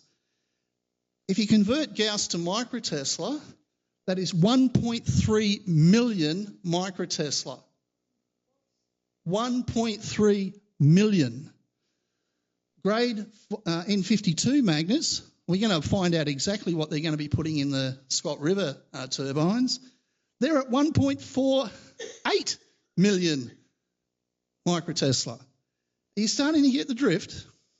Let's go to the next one. Okay, so here you can see here the strength rating, and you can see the different ratings that they use. The lowest that they use is an N35. The highest is an N52. So it's got to be one of them, but whichever one it is, they're extremely powerful. Okay? Let's go next. I hope I'm getting your interest now. So this is how we convert it. So you get your magnetic field, 14,400 Gauss, convert it to microtesla, gives us 1.4 million microtesla. Let's go. Next one, please. Okay. So, which I just explained. So I just said here the amount that's coming out. So 0.3, as there is that the World Health Organization has already declared that 0.3 is a consistent association between that exposure and childhood lymphatic leukemia. Now, the issue with the Chilumba Wind Farm is they didn't address this at all, but I did. They couldn't answer it. Does that make sense? Let's go to the next one. Okay. Now we get into the horrible stuff about the evidence about leukemia. Let's go. Okay, so here we have the safety standards. These are the safety standards that are produced by the APANSA to say, hey, this is what these are the guidelines, this is the exposure. What does exposure mean? Exposure means to be touched and penetrated with the radiation. When they say exposure, they mean how much can we touch a person with this radiation? That's what they mean by exposure, okay? So let's go and see there's one little line in the APANSA. Let's go to the next page. This is the only mention about leukemia. Very small, hidden in this huge document. And it says this.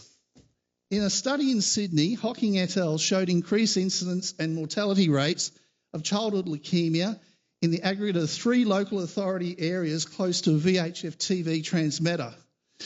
What he found was there was a 60% increase in childhood deaths from childhood lymphatic leukemia around 3 broadcast towers in Sydney. We're talking about television stations. Let's go into the next one. Okay. The Specialist Medical Review Council in Australia.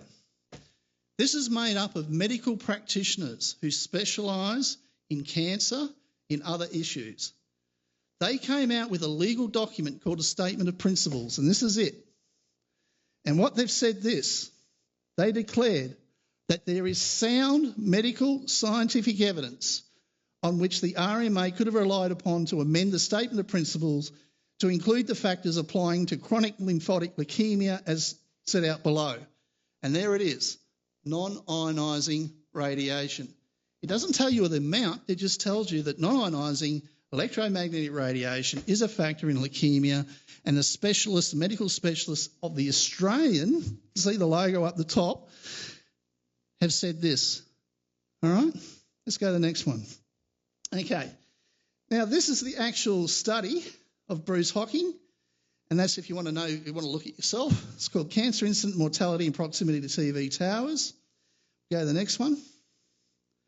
Now, the issue here was that it was in northern Sydney, the conclusion they found an association between increased childhood leukemia in mortality in proximity to the towers. Now, we're talking about a distance of around 6 to 10 kilometres away. Not right up close. We're talking of a hell of a distance. Let's keep going. Right, now I'm going to get to good stuff. Have you ever heard of the Vatican radio case? Well, you do now. 19 children died from childhood lymphatic leukemia in a little village called Cessano. They were about 10 miles away from the what we call radio station with antennas and masts. The Vatican, or the Roman Catholic Church, was publishing, obviously broadcasting. They all tell us that it's perfectly safe. Well, hang on. This village decided to take the Vatican to court, to the Italian Supreme Court, and they won. The Italian Supreme Court ordered the Italian Department of Health to make a study to find out what the impact was from the radiation. They came back with a 340-page report completely damning Vatican radio and the causation of the leukemia of the kids. So much so that the Vatican Cardinal, the Roman Catholic Cardinal, and also the Director of Vatican Radio were sentenced to prison for criminal offences, for homicide. And the issue was that they were ordered also to compensate the victims of the families. That's a court case that was tried and tested. The evidence was put before law. When they say there are no established health effects, what the hell's that then? Okay, let's keep going. This is the video of it, but I won't do that because we've got a bit of a poor issue with the sound. So we'll go to the next one. So there you go. It's starting to look very familiar. Imagine here you've got radio masts. Imagine they're wind turbines. Okay, very similar. Let's go to the next one.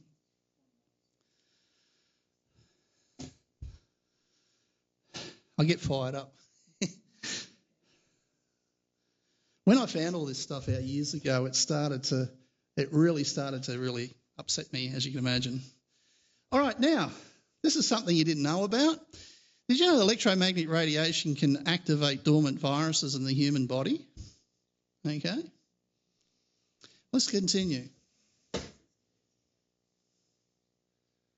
Okay, now, the Cancer Council of Australia notes that some people at higher risk of leukemia are those who are exposed to intense radiation and viruses like the human T-cell leukemia virus, HTLV-1 virus.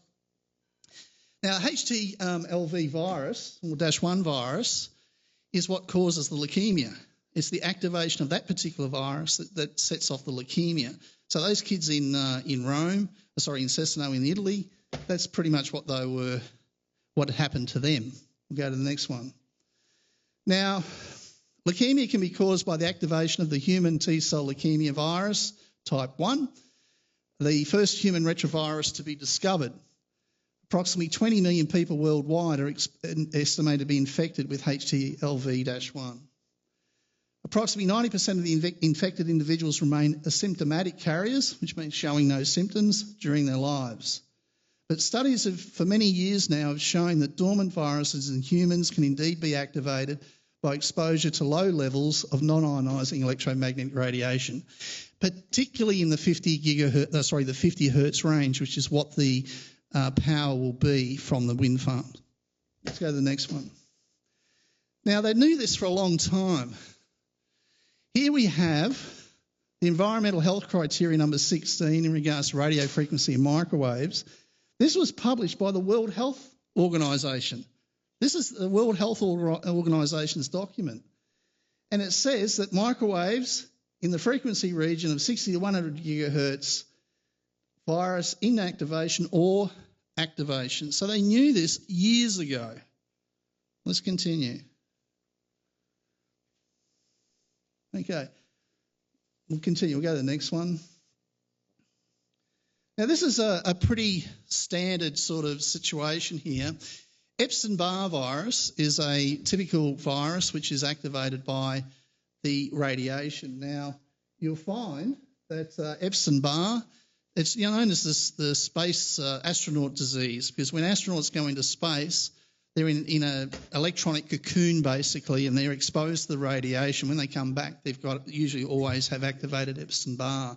And that's how they came up and realised there was a problem with exposure to this sort of radiation. And we're talking about non-ionising radiation, not the nuclear stuff, the non-ionising stuff. Let's continue. Okay. And there it is. So basically, that's just a bit further about it.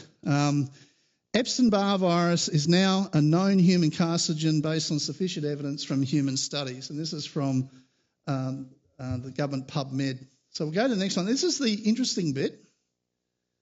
Has anyone heard of enzoic bovine leukosis before? Okay. Did you know that cattle have a similar leukemia virus to the HTLV-1 virus, and that it can also be activated by electromagnetic radiation? Now, what you've got here with these wind farms is you've got cattle running around under these things being exposed to this radiation. In Western Australia, this particular virus is classed as a prohibited virus, which basically means that as soon as it's discovered, the herds are shot. They're gone, okay? And they say that they've eradicated it in dairy cattle, so they say, but they haven't eradicated it from beef. And about 5% of all herds have this virus dormant in the cattle. So there's a risk issue here. And the developers need to address this risk.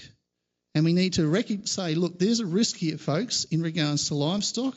It also includes sheep as well. What are you going to do about it? How are you going to address this issue, okay, in regards to your radiation? I don't know about goats, but I'd assume it. I don't know. I just know sheep and cattle. Okay. All right, let's continue. So here you go. It says here, EBL is caused by bovine leukemia virus, which infects white blood cells and persists for the life of the animal. And only about 1 in 20 infected animals show any evidence of the disease. They go off their feet. They have enlarged lymph nodes. There's no lumps under their skin, etc. Now, the issue here is that other diseases are similar to this, but this is a real nasty one that the West Australian government doesn't want. But not only the West Australian government, the federal government. So this is an environmental issue that Tanya Plibersek, as the Environment Minister, needs to address. Does that make sense? Okay, let's go to the next one. Okay.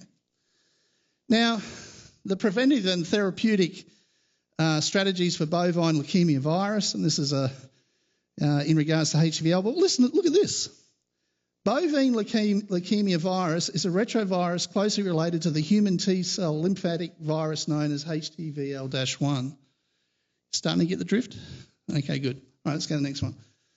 Okay, now this is a case in Australia where basically the Administrative Appeals Tribunal, which is a federal court, I love the federal stuff, okay. What happened here was that this poor fellow had leukemia 50 years after the exposure to non-ionising electromagnetic radiation. The court held that was enough, that his exposure 50 years ago was the causation of his leukemia. You don't hear of this, do you? Okay, there it is. The veteran suffered hairy cell leukemia, the onset of which was around 1995, and he died as a result of the complications of that condition. Scary stuff. Let's go to the next one. This is Energex, power company. Oh, hello. This is a Queensland case.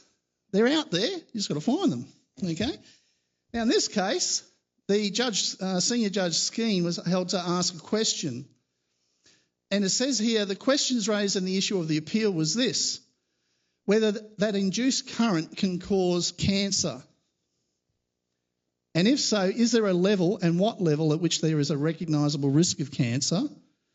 If so, will the Energex proposal expose people to that risk? And this is what he said.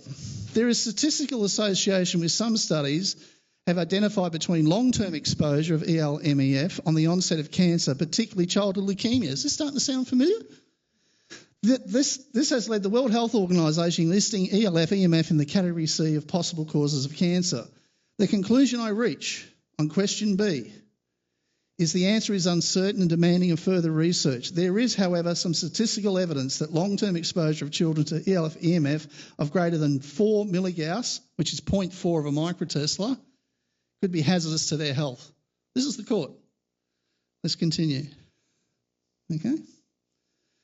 Alzheimer's. Oh, God. Here we go.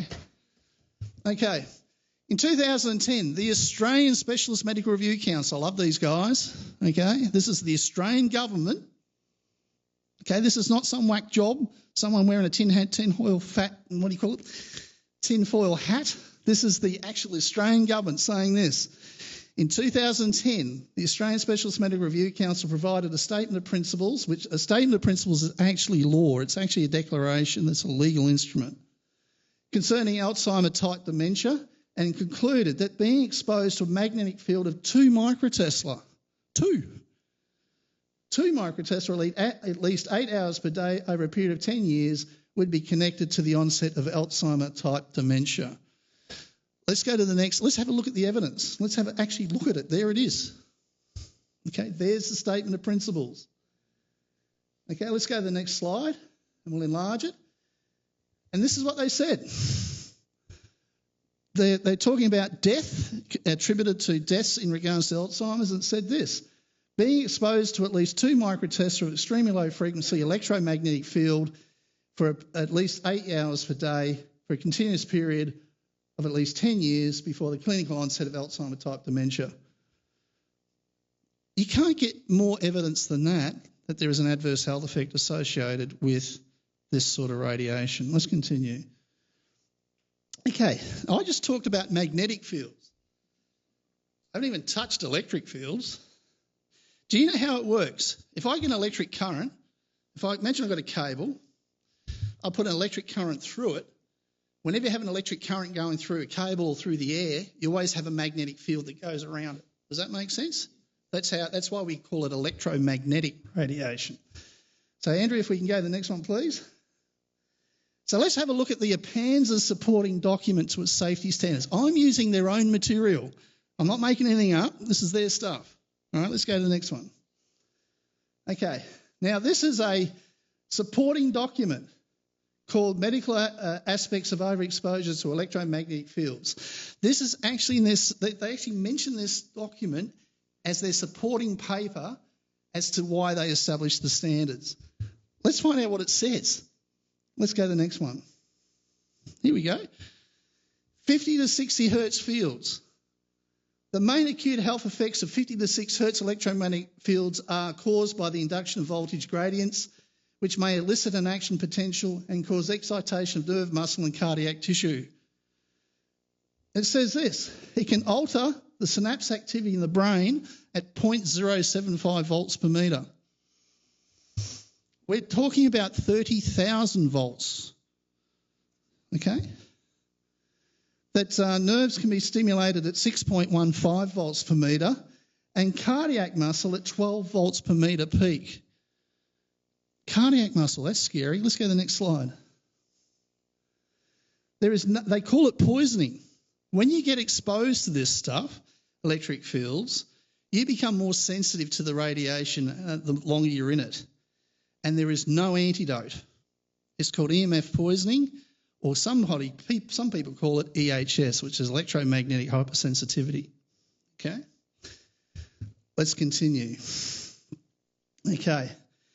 Now it says this, and I've just ripped out page 38 of the standard. It says this: cardiac tissue is excitable at relatively high exposure levels, 12 volts per metre peak, as discussed above.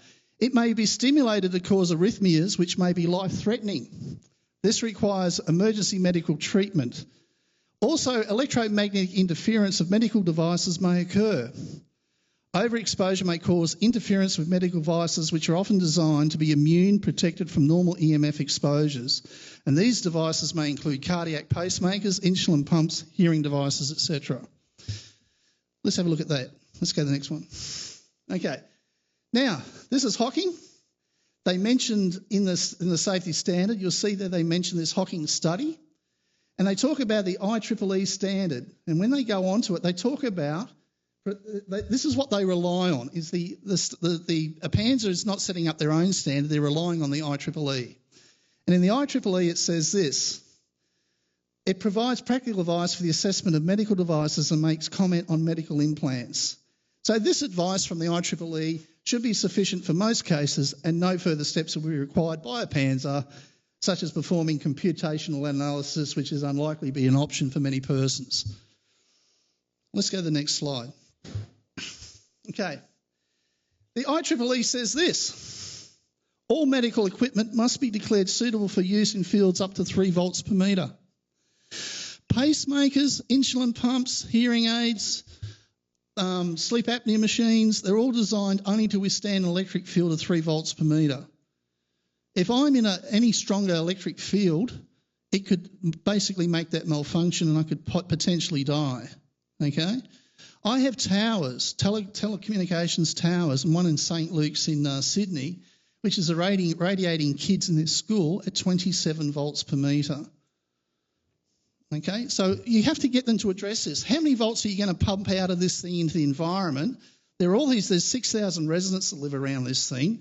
I've already told you that the Vatican Radio and also the Bruce Hocking one with the cancer cluster in Sydney were way, way away from the actual source.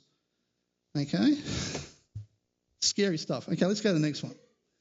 Okay, so it says this, and this is the really scary bit. ICNIRP, which is the International Commission for Non-Ionising Radiation Protection, which APAN to also follow, say this. Compliance with the present guidelines may not necessarily preclude interference with or effects on medical devices such as medical prosthesis, cardiac pacemakers, and implanted defibrillators and cochlear implants. Interference with pacemakers may occur at levels below the recommended reference levels. So why then are they not going down to those levels instead of, you get where I'm coming from? Okay, let's go. Let's continue. So let's now talk about the potential health risks. Let's have a look at them. There's quite a few. There they are. Okay.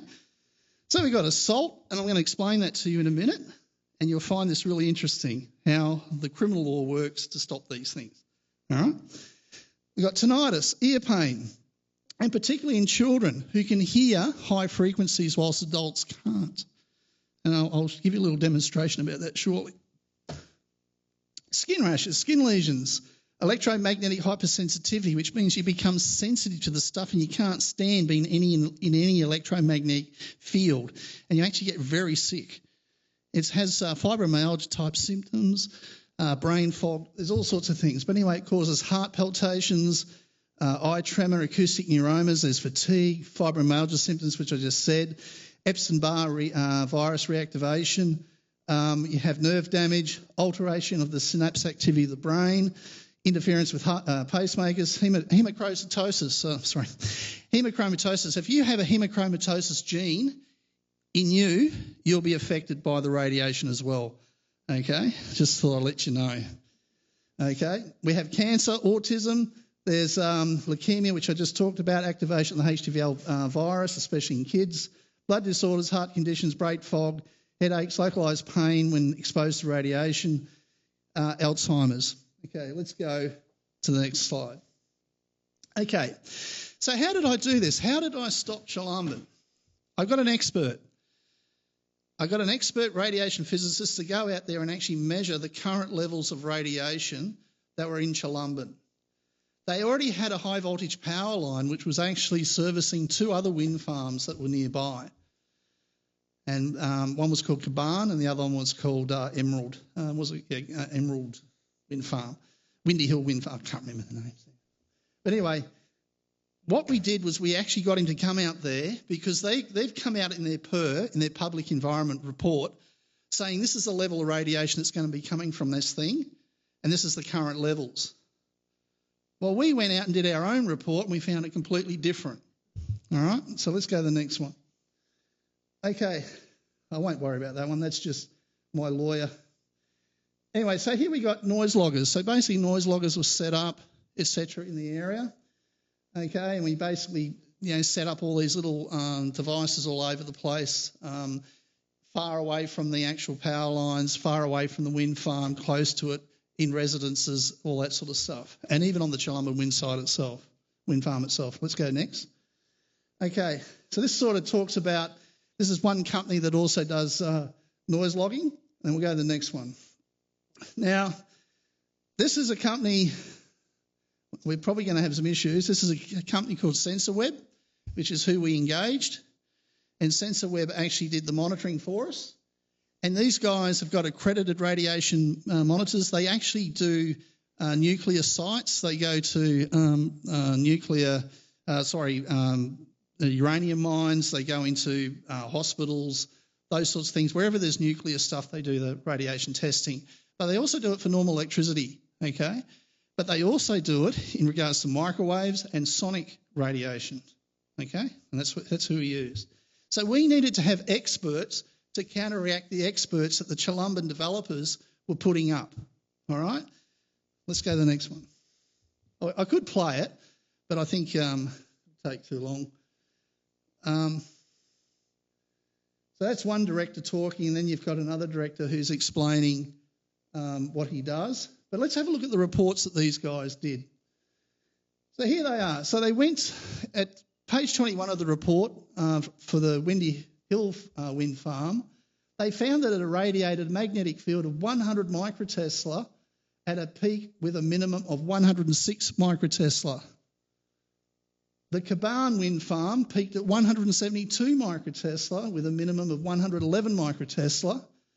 And get this, the Chilumban wind farm, which hadn't even been developed yet, which just had a power line going through it, peaked at 149 microtesla with a minimum of 119 microtesla. Okay?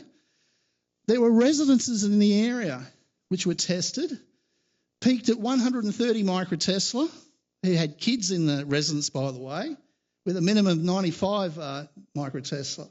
So already the exposure in the environs far exceed the 0.3 microtesla causative link to leukemia. We don't have to prove that it causes leukemia. We just have to show that there's a risk that the developers have to address. That's all we have to do. All right?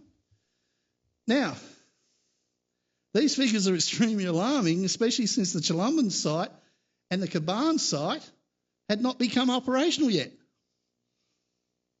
except for the high voltage power lines. Let's continue. I hope this is all making sense. This was the report that Europon, which was the developer, put in their PER, and I pulled it to bits. So once the PER came in, I had all the material that they were relying upon, all their feasibility studies, the whole bit, and I said, you haven't addressed that. What about this? This is a question, blah, blah, blah. Here it talks about the overhead power lines. They're saying that it'll only expose at 30 microtesla, not 172. They were fibbing, and our report counteracted that one and made them look like real gooses. All right, let's continue. So anyway, it was 340 milligauss, which converted to 30.4 microtesla. That's what you saw in that little report. All right, now we're going to get to noise. Okay, so we've gone into electric fields, we've gone into magnetic fields. Let's talk about noise. Now, this was a doozy as well. We got them to go around the Turbine site, around the Windy Hill, around the Chilumban site, around the town of Ravenshoe, just to check. Now, remember, Ravenshoe is about 15 k's away from this site, so it's a fair distance, but we're still getting high levels of radiation exposed in residences. Now, there's a criteria that they had to follow in the PER, and the criteria was that they were not to exceed 35 at night time, 35 decibels, plus a 5 decibels just to be safe. But 35 decibels, they aren't to go over that. Well, guess what our report found? Let's continue. Our report found that the Windy Hill wind farm, which was operational, had a reading of 74.2 decibels, way above the 35. That really sunk them, okay? And if you have a look at it, the Turbine wind farm, which was non-operational, was at 66.6 decibels. What I'm trying to say to you is do not trust these reports that they put in. You need to get your own independent assessments. All right? Let's continue. All right. Now, the Chilumban wind farm, which had nothing there either, maxed at 84.7 decibels, just from the high voltage power lines. That's not including the turbines, the 200 of them that I'm proposing to put up there. And it was an average of 59.39 decibels. And the residences in the area around the Chilumban wind farm were at 63.2 and just on the peak at 34.47 as an average. Now, let's continue. Now, has anyone heard of the Bald Hills wind farm? Okay. Bald Hills was a beautiful little situation where these poor people, unfortunately the situation with Bald Hills was that the wind farm had already been developed, it was already up. And what it was doing was interfering with the people's sleep because of the Helmondt's resonance, which is basically where, you know, when you blow over a bottle and you go, and it goes, you can hear that whistling. But also, you know, when you wind down your window in your car and you get that thump, thump, thump, thump, thump, thump, thump, thump, and it really hurts your ears and that sort of stuff. Well, that's what these things do. They produce this special resonance, and it can be actually quite painful. And these residents had a nuisance. They realised they could go for nuisance. Now, if you want to know what nuisance is, it's like this. When you buy land or you own land, you don't actually physically own the land, but you own the rights to the land, the right to use the land. And the main right that you have that the legal profession and common law, etc., looks after, and statute looks after your right to the quiet enjoyment of your property, free from the interference of your neighbour. So if your neighbour is interfering with your quiet enjoyment of your property, such as in this case with noise, you can actually have it stopped. And that's exactly what happened, okay, with Bald Hills. Okay, they took it to court and they were successful. So we'll go to the next one. And that's pretty much what I'm saying here. So if your neighbour, telco or council, or in this case a wind farm operator, emits electromagnetic radiation into your land without your consent, that interferes with the enjoyment of your land, it is a nuisance. All right? Go to the next one. And a typical nuisance would be something if your neighbour continually burns smoke and it goes over your fence. Because remember, your fence is your boundary. We're not talking about your home, we're talking about your land, your fence. Anything goes over your fence, electromagnetic radiation goes over your fence, it becomes a nuisance. All right, let's continue. So this is the Bald Hills wind farm, and it was ordered to stop emitting nighttime noise and had to pay neighbours damages in this landmark ruling. All right? And we use that. So let's continue. Okay. So that's the precedent of the Bald Hills case. So let's continue. Now, can you hear electromagnetic radiation? Now, yes. Some of you might suffer things what we call tinnitus, which is a buzzing of the ears. You're actually hearing the frequency in your ear canals. Some people can actually hear it. Children in particular are way more sensitive to lower frequencies than adults. The higher the frequency, the more you and I become deaf. So anyone that's under the age of 25 can hear these frequencies. Anyone above the age of 25 can't. It's pretty freaky when you really think about it, okay? Now, the thing is, did you know, we're going to look at this Tech Back Tuesday, which is a video, I hope it works. They actually have developed, when we talked, there was talk before, I think Alex mentioned it, about microwave weapons or sonic weapons and etc. Well, that's technically what this stuff is. Councils, shopping centre businesses, etc., will put in what we call the mosquito, which is a teenage deterrent, and it's designed to send out a sonic beam that only children can hear and they can adjust it, and it's actually extremely painful to children, and they'll actually have to run away and get out of the shopping centre. They also can adjust it to get rid of people that are in homeless people that are in parks, that sort of stuff. So let's have a look. Hope the video will pick it up. Now, be warned, you're going to hear the frequency, and some of you might hear it and feel a bit ill, so I'll just warn you now. This device is called Can you turn it up, please, mate? It may look like a security light, but it's a lot more inventive than that. A bit louder, mate. It's designed by a British company to ward off gangs of kids who hang around outside shops, generally making a nuisance of themselves. And it does so by emitting an ultra-high frequency sound that is painful to anyone under the age of 25. It's similar to the non-lethal sound weapons used by the US Army in Iraq to combat rioters. And incredibly, it's designed to only affect people under 25. I wonder. On the left, we have the girls. They're both 24. And on the right, we have the boys. They're both the other side of 25. In theory, the girls should be susceptible to the mosquito, and the boys shouldn't. So, let's find out. Now, we should warn you that those of you at home under 25 will be able to hear this through your TV speakers, and it might be uncomfortable. So if you don't fancy it, run away now. Have they gone? Good. Then we can begin. We've got one 24-year-old in here, so it's on now. Some of you will be able to hear it. Those of you blessed with youth who are watching at home should be able to hear this right now. Our youthful gadgeteers certainly can. It's extremely high-pitched, a very, very, very high-pitched noise. It's just really squeaky. It's like a irritating, piercing, your brain type sound. I can't hear it. Can you hear anything? I can't hear a thing. You're older than me. Oh, well, there we go. Can we turn it off now, please? It works by emitting a high-pitched ultrasonic tone that is really unpleasant to anyone that hears it. Brilliantly, due to natural hearing deterioration, the frequency is one that most people over 25 can't actually hear anymore. So it should just target the young tearaways. Makes me just want to run away. Thank you. Who heard that? Put your hand up.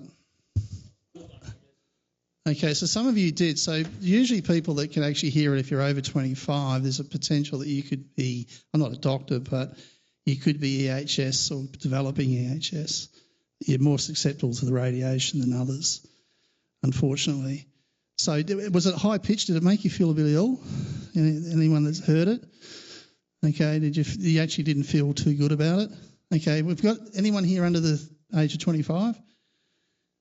We got one. Okay, did you hear that? Okay, can you describe what you heard?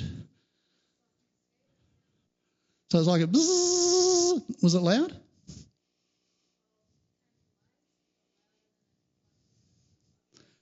You could definitely hear it. Okay. Well, us oldies didn't hear it. I didn't hear a thing. But anyway, now I did this experiment. I've done this quite a few times, and in some cases we've had actually younger children in the building. Around the 10, 15-year-old sort of gap. And I warned them, I said, please come out, but they didn't. And I went, okay. Now, I then got the children to come up, and I didn't know about this, by the way. I got the kids to come up, and I got the people to the ones that put their hands up to come up here and explain what they felt. Majority of them said that they felt brain fog and some of the symptoms that are associated with electromagnetic radiation or electromagnetic hypersensitivity. But then I went to the children. And I said, did you hear that? And they went, yeah, it was really, really hurt. It was painful, okay, blah, blah. And I went to about the fourth kid, and I said, did you hear that as well? And the kid said, yeah, but I hear it all the time. And I went, what? And they said, yeah, I hear it all the time. And I went, what do you mean? I said, well, I'm at school, at home, it really hurts. And I said then the other kids pepped in and said, yeah, we hear the same thing. So really what I'm saying is that what you're seeing here is not an isolated thing. It's happening when they go into school. It's happening in all sorts of places in the environment that we've got. Now, I won't play this one because that will really freak you out, so we won't do that. I was going to do it. It will freak you out, so we won't do it. Okay, now I could play this. This is about microwave attacks, which was talked about by Alex. Not that we're going to use this in the wind farm issue, because I don't. I just thought I'd raise it for you because I know Alex was going to raise it. But the issue here is that, have you heard of the Havana syndrome, where there was some embassy diplomats from the US who were targeted by the Russians? They had people who were very sick, and some of them have permanent brain damage as a result, these diplomats. Well, there's an actual ABC program talking about the microwave attack. All right? So they can, not that they're going to do it with the wind farm, but they do use it in other scenarios and other settings. But what it really is demonstrating is electromagnetic radiation can harm. Okay, let's continue. We'll keep going. All right. Here's the Helmholtz resonance that I was talking about, which is a cavity resonance. Where are we? Sorry, Andrew. The wub-dub-dub, I've already explained what that is, so I don't need to go into that with you. We'll continue. Now, animals and electromagnetic interference you can get, if we can click on the next slide, please. Okay, bats. Now, we do have bats in this issue, and bats can be barometric trauma, which is a big one with sonic electromagnetic radiation. But look at this. Our result has demonstrated that bat activity is significantly reduced in habitats exposed to an electromagnetic field strength of greater than 2 volts per metre. Only 2 volts. And greatly reduces it, okay, when compared to matched sites registering EMF levels of 0. So when you're talking about this extreme, we're talking 30,000 volts that are in the environment. What's it going to do to bats, frogs, birds, you name it? But I won't go into great detail tonight because you've probably heard of a lot of it, but it'll certainly be put in these sort of advices to the federal government. So we'll go to the next one. Now, the common frog, okay, it can affect their sperm count and they can actually become quite sterile, and it really does affect the frog population. Okay, we'll go. Now let's now talk about the Environmental Protection Act in Western Australia. Okay, this is the doozy. Let's go to the next slide. The Environmental Protection Act creates a number of pollution and emission offences that are relevant to electromagnetic radiation, and the EP, or the Environmental Protection Act, defines pollution as the direct or indirect alteration of the environment to its detriment or degradation, or the detriment of the environmental value that involves an emission. Emissions include electromagnetic radiation or the transmission of electromagnetic radiation. So let's go to the next slide. The EPA Act includes in the definition of industrial plant equipment that is capable of causing emissions. In accordance with these definitions, wind farms and wind turbines are therefore industrial plant capable of causing pollution. And the EPA Act defines an unreasonable emission as including an emission or transmission of electromagnetic radiation which unreasonably interferes with the health, welfare, convenience, comfort or amenity of any person. Section 49 of the EPA Act prescribes a range of offences for persons causing pollution or unreasonable emissions. Let's go to the next one. And this is about a court case in Western Australia, your lovely state. And it's said in the Supreme Court of Western Australia, this is a case of Palos Verdes Estates against Carbon, and it restricted the broad literal meaning of pollution under the Act in its traditional ordering meaning, namely that the environment is altered to its detriment because of the condition of the water, atmosphere, land, or other aspect of the environment is altered so as to make it harmful or potentially harmful. This is really important. Not harmful, but potentially harmful. Do you love that bit? Okay. To the health, welfare, safety or property of human beings, or harmful or potentially harmful to animals, birds, fish, other aquatic life, plants or vegetation. This is your Supreme Court in Western Australia working that out for you. All right? Let's go to the next slide. Okay. So, a person who intentionally or with criminal negligence causes pollution or allows pollution to be caused commits an offence. An offence is also committed if a person causes pollution or allows pollution to be caused absent intent or criminal negligence. So, okay, we'll go to the next one. I think I've doubled up there. Now, Section 50A concerns the offence of causing serious environmental harm, and this is the beautiful part of it, folks. You're going to love this bit, all right? Serious environmental harm includes environmental harm that is irreversible, of high impact or on a wide scale. Material environmental harm means environmental harm that is neither trivial nor negligible and results in actual or potential loss, property damage or damage that exceeds the threshold amount, currently $100,000. So if you suffered damage as a result of this radiation that's over $100,000, then you have material environment harm, okay? Which means that they have to act. Now, so there's an offence there if you cause... Anyway, I won't go into the next one. Let's go to the next slide. So what did I do? I got some quotes to shield the home from the radiation. And the quote came back at $1.46 million to shield the home from the radiation. Do you think that exceeded the $100,000 mark? It certainly did.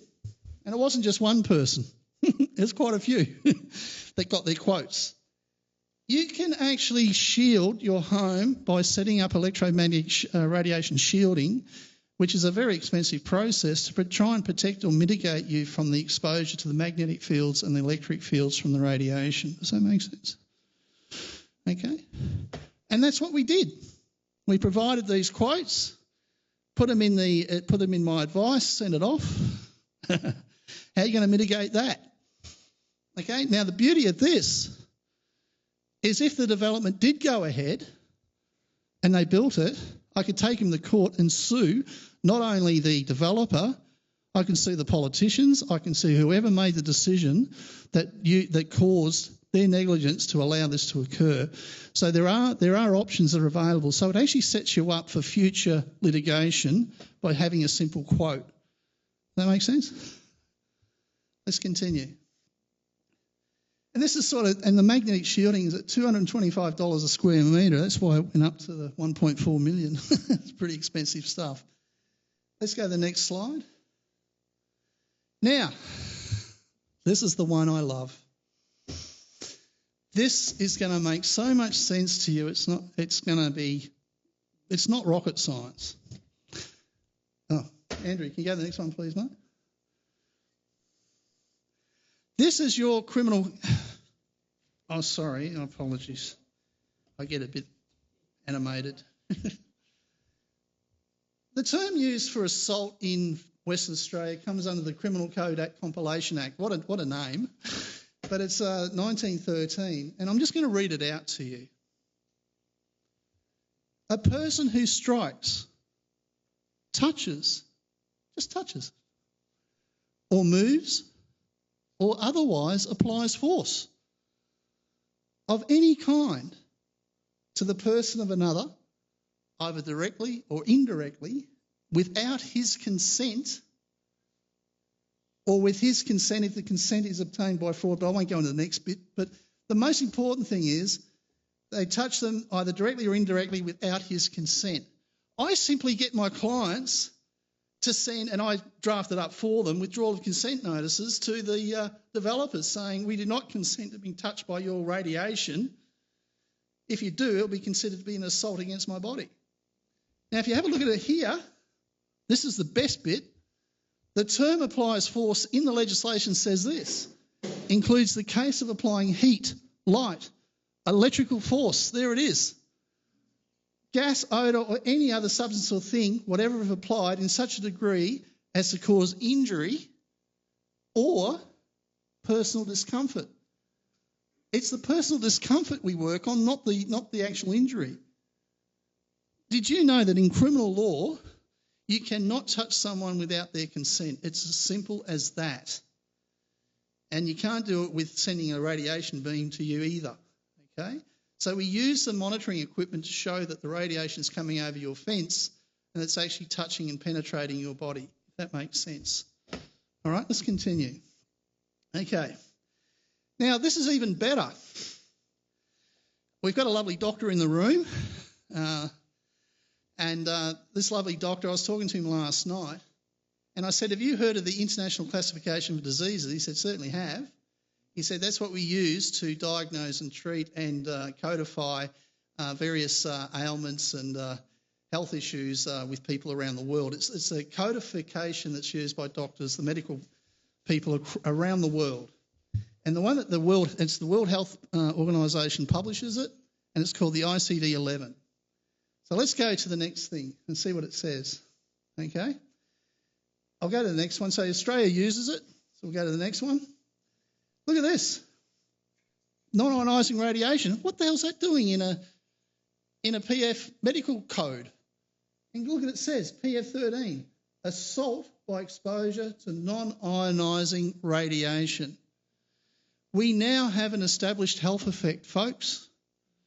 You touch me without my consent with that radiation, be a magnetic field or electric field, that is an assault and it is an adverse health effect. Okay? It's black and white. You can't deny that one. And this is the one they can't get over. Okay? Let's continue. Okay. So what can we do about it? Well, because it's a criminal offence, you can make go and see the police and make a complaint. But if you can't do that, and the police decide to do nothing about it, you can privately prosecute. Okay? You can do exactly what the police do. You can actually go in there and charge someone for a criminal offence and proceed with the prosecution exactly how the police do it. That's what we call and you can see here that the High Court have enforced that it's actually available to you. Okay? And you'll notice that when I did that thing with the extradition request in regards to that guy from India, I said that I would do a private prosecution. Did you hear that? They freaked out the government and they realised they had to act. That's what did it. Because I threatened them that I was going to do this. We'll take it in our own hands. Okay, let's go to the next slide. So a private prosecution is a criminal proceeding initiated by an individual private citizen instead of a public prosecutor who represents the Crown, either the state, territory or the Commonwealth. And basically a citizen presents evidence on each element of the alleged offence to a justice of the peace. The justice then signs a summons and complaint and sets up a hearing with a magistrate to hear the complaint. If the Crown does not intervene by taking over the proceedings, then it's allowed to proceed as a private prosecution. So that's how it works. All right? Now, where was I? Now, we'll go to the next slide. I forgot. Not so much. Okay, I was just going to rattle about what happened in 60 minutes. Keep going. Okay, the other thing you can issue is things called misconduct restraining orders, which are basically a restraining order. You don't have to get any. You've probably heard of injunctions before. Injunctions are very expensive and you have to go through the Supreme Court, and I learned it the hard way right early in the piece, and I knew that injunctions in the civil court wouldn't work. But restraining orders do. So restraining orders are basically injunctions where you don't have to come up with security for costs to cover the action.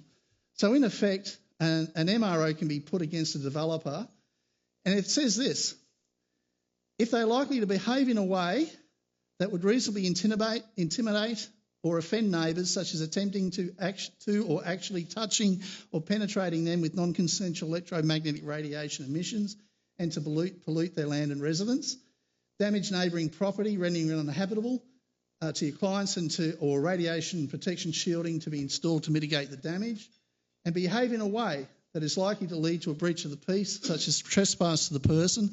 Trespass to the person is a civil remedy that you can use as a tort of law if you don't want to proceed down the criminal offence of assault. So that's what trespass to the person means. So it's really a civil claim you can put against them and get damages for that. Okay, let's go to the next one. Now, prosecute an unlawful common purpose. Did you know that anybody that helps or aids and abets or is involved in any way the assault upon you with electromagnetic radiation, that becomes what's known as an unlawful common purpose, or to prosecute an unlawful common purpose.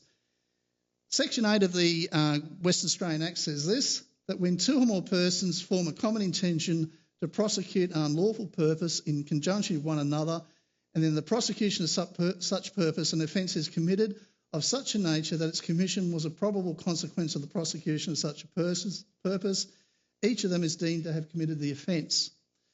So in effect, how it works is that you can use this and say, well, you're irradiating me with this radiation, the landowner's liable, the developer's liable, those that actually I've given them notice that I've withdrawn my consent, that anyone that got that withdrawal of consent and participated in this in making decisions to go ahead and approve it, for example, have committed this crime. So they're all liable for criminal assault. And just because they're hiding behind a public office or something doesn't protect them. All right? Let's continue. There is simply no defence in criminal law to allow them, if you withdraw your consent, to allow them to irradiate you with the radiation. Now, this is a beauty, this one. This is called misfeasance in public office. It's designed specifically for public officers, such as politicians, public servants, council workers, you name it. It's only for them. And they have to do what's called, if we read it, public officers may believe that they are immune from lawsuits as per their actions and decisions. The reality is that they can be individually sued for negligence, nuisance and misfeasance while in public office if the results of the harm caused by their actions or inactions was reasonably foreseeable. when we put them on notice with the withdrawal of consent notice, when they've got something like my advice, for example, thrown in their face and they've read it, they've been put on notice. So it's reasonably foreseeable if they continue with their actions that it's going to cause this offence. Does that make sense? So the tort of misfeasance in public office permits an individual to recover for the loss or damage suffered consequence upon action taken by the holder of a public office, and if the officer acted maliciously or knew that the action was beyond power and was likely to harm. So the action is not confined to positive conduct by the defendant, but includes a deliberate failure to fulfil a public duty cast upon him or her. So this is what it's about. It's basically putting all this evidence to them, letting them know that if you fail to exercise your correct duty and look after us under environmental harm provisions, and I suffer damage such as 1.4 million because I've got to mitigate my home from the shielding, I can use this tort to sue them for recovery of that amount. Let's continue. Okay, now for complaints re wind turbine emissions, did you know you can actually complain about it?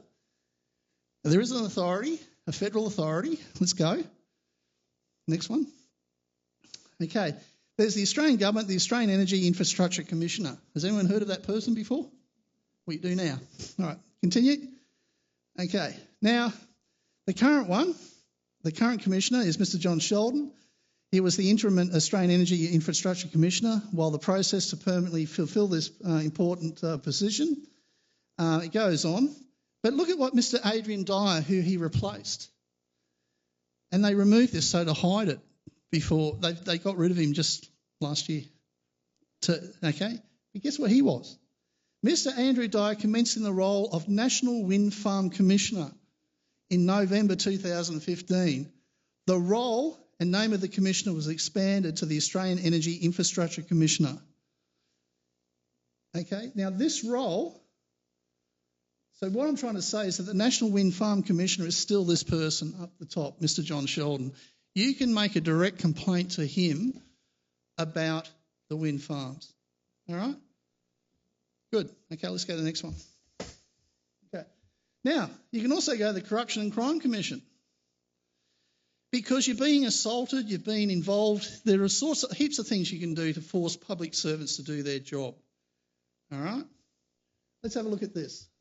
Here's a complaint that you can make. You can just pull it off the internet, fill it out, and send it off to the Corruption and Crime Commission. Fill it out and just explain your complaint, that I've sent them a withdrawal of consent notice, blah, blah, blah. They've not heeded it. I've given them all the evidence. They've had a et cetera, and they're still allowing this thing to continue. I'm being assaulted, et cetera, et cetera. So that's sort of how it works. Now, because technically the person has committed technically a crime, it becomes misconduct. Does that make sense? Okay, cool. Let's go to the next one. Okay, well, I think that's it, isn't it? Yeah. All right, there's heaps to tell you, but I guess the main thing is to understand that the trick is we're waiting now in the Scott River project. All the feasibility studies have been done. It's too late. They have to put their draft their public environment report into the federal minister. We now can pounce on them as soon as that's been published. The minister then passes it out to us. We can then start using all this stuff against them, and you'll find that pretty much everything I just said would not be covered in their application to the minister. And that's the trick. And we just keep pounding them, and that's what we did with Chalumba. Thank you. Good luck.